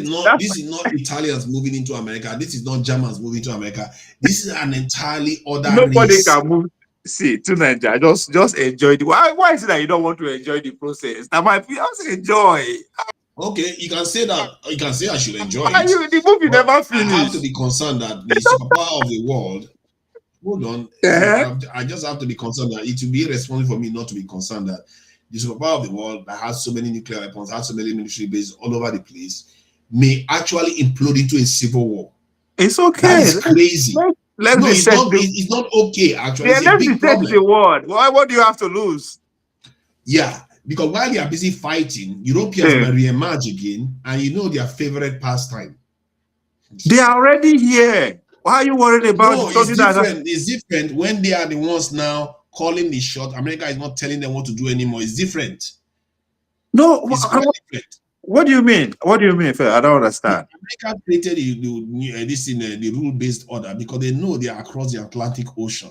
Yeah, they have to rely on rules to control places. They can't go everywhere themselves. So if that system fails and they can't control the allies and their so-called smaller states anymore, vassals anymore, the Europeans will emerge more powerful, more confident, like they are showing Trump right now. And they could decide now, okay, let's get back to our colonization ways again. See, and they start doing what they want to do with the rest of the world. If I want to be selfish, right? I'm going in the sense that just narrow it to Nigeria, as far as Nigeria is concerned. That's why they have their boots on ground to Nigeria. so that Nigeria will not go out. So that Nigeria will not go out of control. They have 20 boots on the ground in Nigeria. In the Middle East, they have thousands, more than 50,000, and Iran alone. Hold on now. Hold on now. So your fear is civil unrest and interrupting in Nigeria. That's the fear. No, not civil unrest. Civil unpredictable outcomes. Okay, I see that is what your fear in Nigeria is. Not only in Nigeria, this is global. If America goes to civil hold on now. Let's have a conversation. That's what I say. In the terms of the global unrest, there's nothing you can do about that one. Forget that one. I'm talking. That's why I say let's be selfish and narrow it to Nigeria. If you say we can. What happened? I don't know. You're back now. Yeah. I was just saying that we shouldn't have to go through that globally. If America was handling its business, not that I'm supporting America. No, see, the fight that America is fighting is the same fight that we should be fighting. Americans are feeling that they are being infiltrated. You understand? They see the globalists as an external enemy who has come and overrun all their institutions. That's the fight they are fighting, which is the fight we should have been fighting, but we are not ready. So you cannot, you are worrying about people who are taking care of their own affairs the way they seem fit. You understand? That should not be a concern. This is the way they know how to do it. The argument about the globalists, I think maybe there is some truth to what you said, but I think it's maybe more complicated than that.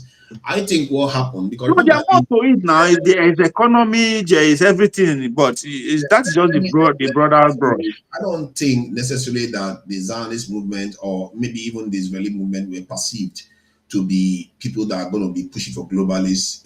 No, because they thought, hold on, let me finish. They thought the globalization was their way of controlling the rule-based order that they created. And when they got to the point where they saw that China was rising, maybe somewhere along the line they realized that they did something wrong.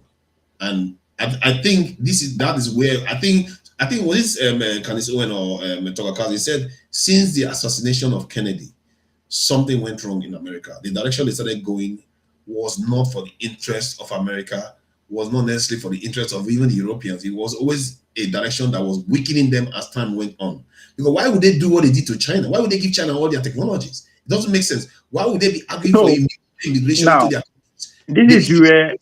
This is where the globalist guy are not that's why they call it globalists.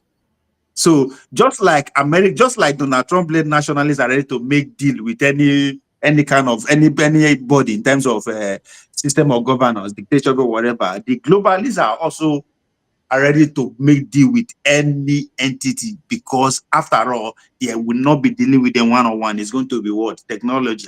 That's what the age of singularity is all about. So the nationalist guys are fighting. They want to remain the old guard. They want to remain let the state still be the determining factor, like the nation state. Why the globalists say no? This is nonsense. We have gone past that, right? So that's the argument. So it's not as though so that's where you see that's where the Israeli angle, you are now saying, oh, they have jumped from the Democrats to Republican. No, they've been in the whole place right from day one.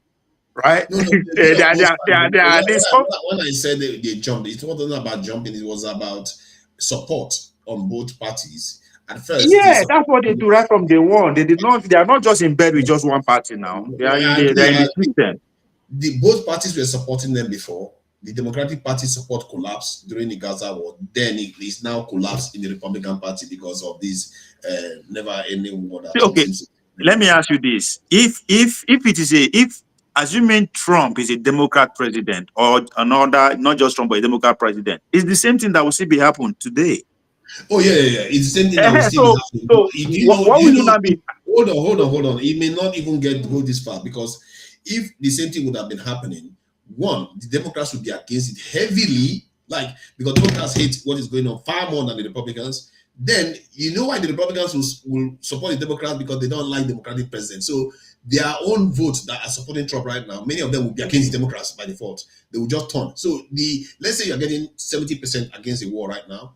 If the Democrat was in office, you will see 90%. It will almost be impossible. Because the Democrats will arrange against the Democrats. See, Tunanja, I think maybe after midterm and after 2020 election, maybe before my point we get across that those rules that were in before are gone, not just internationally, even within the state socio-cultural institution is being revamped. Everything is changing. It has not just the world that is changing. America, the way America live their life, for everything will be changed. That's what you are seeing. So you are coming around to what I've been telling you about, that this change that is about to happen in America, there will be a lot of people that don't want to do it. There will be a lot of people that want it to happen. And but do you think they don't know? This is their doing. This is not something that is happening naturally. No, this is their orchestration. They planned it. You have to understand that sometimes when I talk, I don't talk from how do I describe it? I don't talk from the point of view of individuals anymore. I talk from the point of view of systems and systemic issues. When a system has an issue, it has to be confronted. And that is what is happening. Tunanja, that's what is happening. See, you think it's being confronted. What is happening right now is being confronted in a way that is going to lead to a civil war. And No, the problem is that the problem, what you are not seeing is that this is what they want. To Nigeria, if you know, hold on now.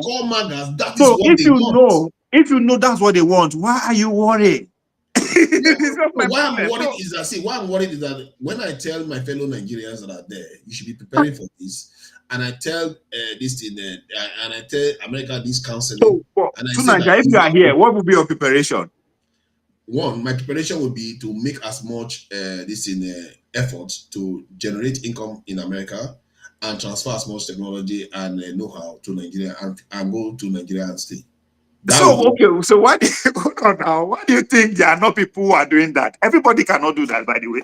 Yes, that's true. But some people are doing that. It's one thing to acknowledge that something is happening. It's another thing to say nothing is happening. Many people don't believe it. They say, hey, America is okay. America is going to be fine. To Nigeria, everybody here in our hustler. So of course, all these things that we are talking about, think everybody that will get it. Everybody they work. They don't say it. So you are worried about the. Yeah, most people don't care about this thing. They just like, they don't care. They don't know. They don't know. That's not me. You analyzing. Not be everybody understand what we're analyzing. No, trust me. So I get your point, but I still recommend it. I am not there. I will not be surprised if it starts today or tomorrow. But I'm just saying that they will get out of it strong at the end of the day because they their way of life. No, America will be fine. Let's see. I'm not under any illusion that America will not be fine. That's why I say we should worry about Nigeria, our own. How do we get out of it? You have to tap into that to put Nigeria in the right place. That's why I don't like the way Tinubu is behaving. He's not. I made a video. I think my second video was about these periods that is going to come. There's a chance for us to break out of the control of this West, but Tinubu is doing everything to it's like he wants to jump inside the ass. He doesn't want to wait, do you expect different from him? Yeah, but that's why point it's frustrating for me to watch. That's what I'm saying. So now take your attention to okay. How do we scout the people that we understand that we behave the opposite of Tinubu? That should be our focus because this Tinubu, that's what we expect. He wants power and he gets it by every means necessary. So they will always say yes, sir. So I've had a lot of conversation with a lot of different people, and there are not that many, especially from the north of Nigeria, that you can say, okay, you can reason with them on a level that is outside their religion. You can reason with the north because they are anti-West, their religions and their way of life, necessitated. When it comes to being anti-West, but they also have their own baggage, which is the Arabs. Exactly. So they too have to learn to shed that part of them. So that's the problem. Nigeria is the case where they have to learn how to share that part of them, because one of the I think I don't know whether you were there. I was talking about this in the conversation I had with somebody that gave me a little bit of clarity actually, because this Iran war that was going on, a Muslim guy, I think he was from Ethiopia or this in Somalia, and I said, why are you people not fighting for Iran? I thought you are all Muslims, and you said that your Islam comes first. He said, why should we go there? Because it's happening in Iran. We can't just go there and start fighting. But I said, but Islam comes first now. I thought you are supposed to go there and defend your Muslim brothers. Is that not the right thing? They say, yeah, it's our right thing for us to do, but we don't go there physically to go and defend them. We just offer them our support, donation, and all the rest. Then I said, but when you are attacked in Somalia right now, will you not defend yourself? They say, yes, we'll defend ourselves. Then I said, what is the difference between you defending yourself and Iran? He said, because it's Iran that is happening to. So I said, oh, so now you actually know that yourself, your people are more important than your religion. He said, no, the religion is more important. Then you can't have it both ways. If you say the religion is more important, you should behave like the religion is more important. But you see the contradiction there. Remember, I asked you this question. I asked you this question that day on your platform that we are at a point whereby Nigerians will carry gun against their brother in the name of religion, not even tribe. We don't pass that tribe stage. Now go na religion now. And we are divided I think that evenly. That's what you see. That is what we need to combat. We have to remind our people that the lives of our people is sacred. It's far more important than your religion, because in reality, that's how people truly behave. When Trump, when they throw away misa in the name of religion for Nigeria, we are far gone.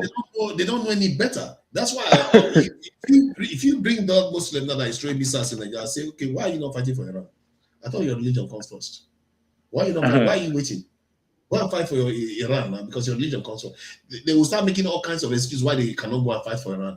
But I say, but if you attack now, you fight.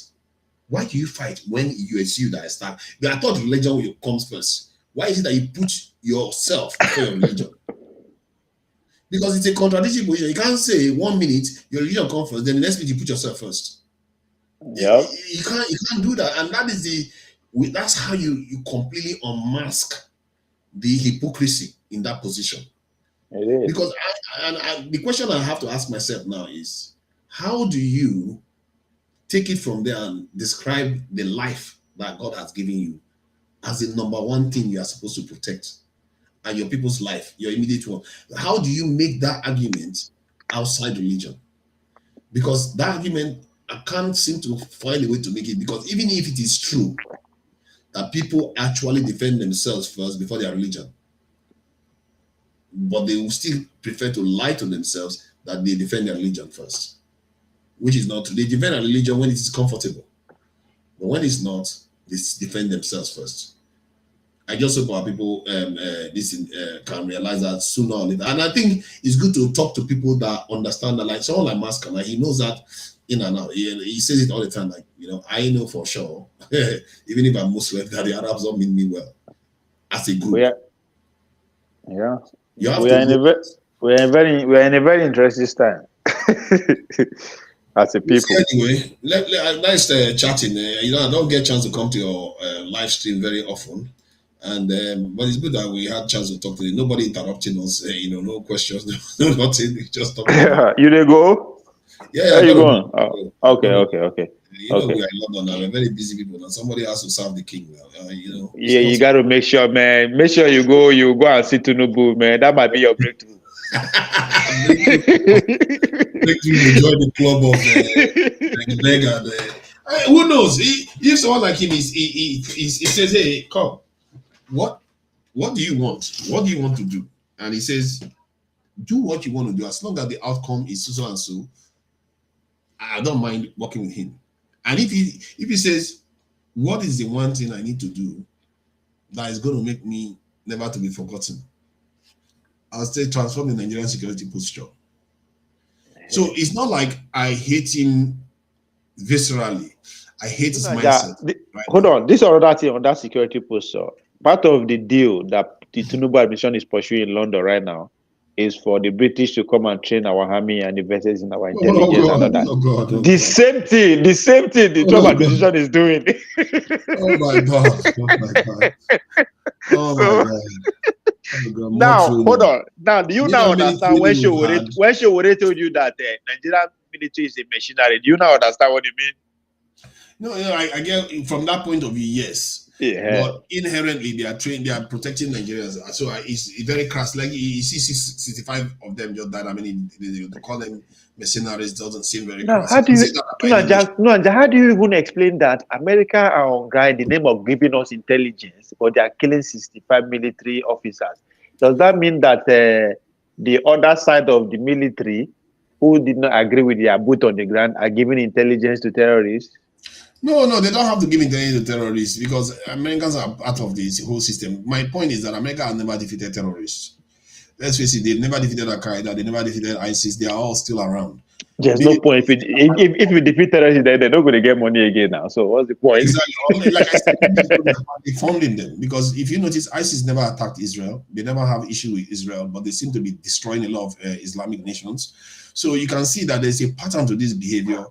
And what you see in Nigeria right now is that they are operating in Nigeria. I don't think it's going to solve anything. It's not even close to. Some people argue that it is the city of London that created Israel. Now they're also creating all this ISIS, Hezbollah, Boko Haram, and the rest of them. Financial wise. If you ask me, the powers that created Israel were more like the Rothschilds, because the British Prime Minister at the time, or I'm not sure which one, official, No, financially, financial. Those who are behind them financially.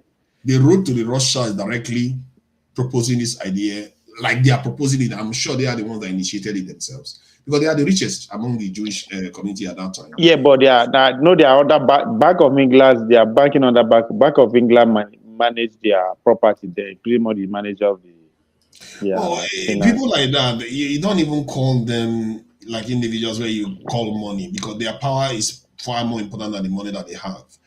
So they have you heard of Cicero's? Cicero's, I think I've heard of the name. Yeah, the guy the guy 9 South Africa to what it is was the one that colonized South Africa. So one of his goal in life is to make sure to create those kind of institutions. So even this Rhodes Scholar is part of the agenda too. Just try to read briefly his biography. You will get your jet. So these are some of his life dreams. So his wealth that he made from South Africa by killing and enabling people there is to make sure this kind of institutions progress. This kind of underground invisible hands. Yeah, there are so many aspects of life that is coming undone these days, and if I go historically, not much is going to change, but there is something that seems to be going on. So people are even worried that America is about to release the so-called alien files.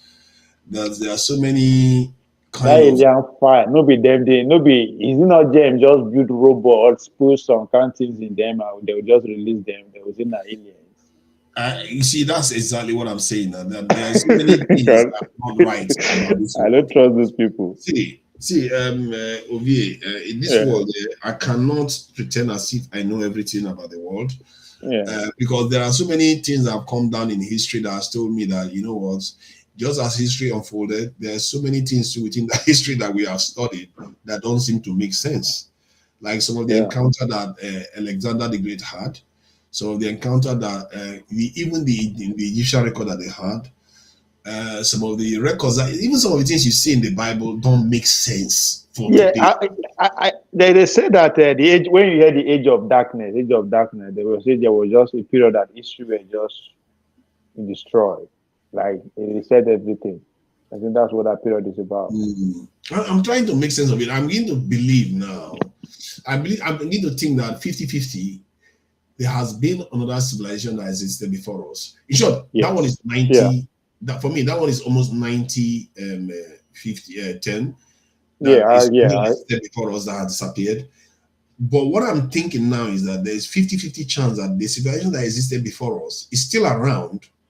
They are just hidden, and they may be the so-called aliens we are seeing. They may still be very much here with us, and maybe that's the reason why they are interested in us in the first place. Because I don't see why anything will come from all the way from galaxies away and care about us. The only reason why they will care is here. Why would you come from galaxies away that you want to care about human beings that are just sitting on one small planet? The only reason why you care is because you have been here. And one other reason why I think maybe there's some truth to that is that even our history suggests that there are things that people encounter that don't seem to make sense. Like, why should they write those kind of things in the Bible or in most historical tales? You hear things, even the Indian Bhagavad Gita and all those other things, the kind of things that they were describing there doesn't add up to our known history. It doesn't make sense. So there's something that is missing, and maybe that part is what is about to be unveiled in the coming years to come. Who knows? When you are thinking rationally, you can't omit these things because they're also there. You can't say, okay, because I'm thinking rationally or empirically like a scientist. If you are a scientist, you have to also take those evidences into account because there are too many of them. And you can't even say this is just hallucination or people are just saying stuff. People are encountering things and they are describing it in a consistent way. That these things are not normal to our perception of life. So who knows? Maybe there's something for them to reveal.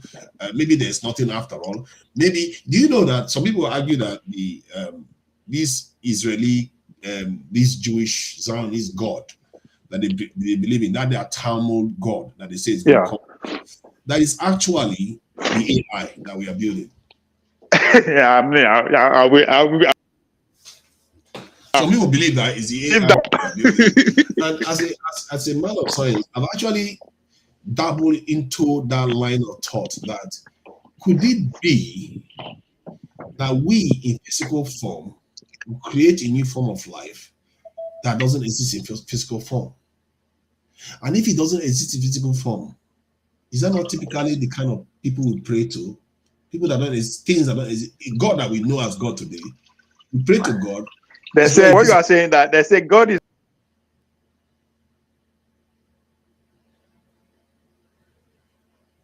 Oh, I think you have dropped out. They say God is invisible, God is omnipotent. Isn't that what cloud is about? Exactly. This is kind of, and I think even the cloud is not going to even be the cloud. It's going to be outside the cloud. Because yeah. When you have enough technology, you have enough intelligence, you can disembody yourself. And there are, as a matter of fact, there are sci-fi, Stargate. I don't know whether you've seen it, that dabbles into this area where they call them the ancients. They existed. They were able to transform their physical form into energy form. So could that be the plan all along? Because I think was it Elon Musk that said that human beings are just like we are just pregnant with the next form of life. Right. AI is. That human beings are a pregnancy for the next form of life. Like we will create the actual supernatural being, which could be this AI that we are doing right now. And even within our own reason and the way we think, when you think about AI, really, let's face it, when you think about AI and you think AI becomes very smart and able to even make itself even smarter, where do you think it's going to end? It's going to be as intelligent, like it's going to be godlike intelligence. At least compared to our intelligence, it's going to be godlike intelligence it's going to have.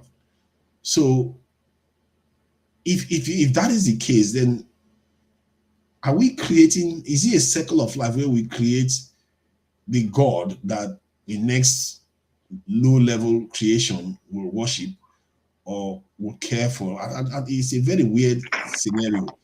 And it's part of the reason why these people are going to create something that is going to take over from human beings. That's basically the way they look at it. That we may be the last generation of normal human beings out there.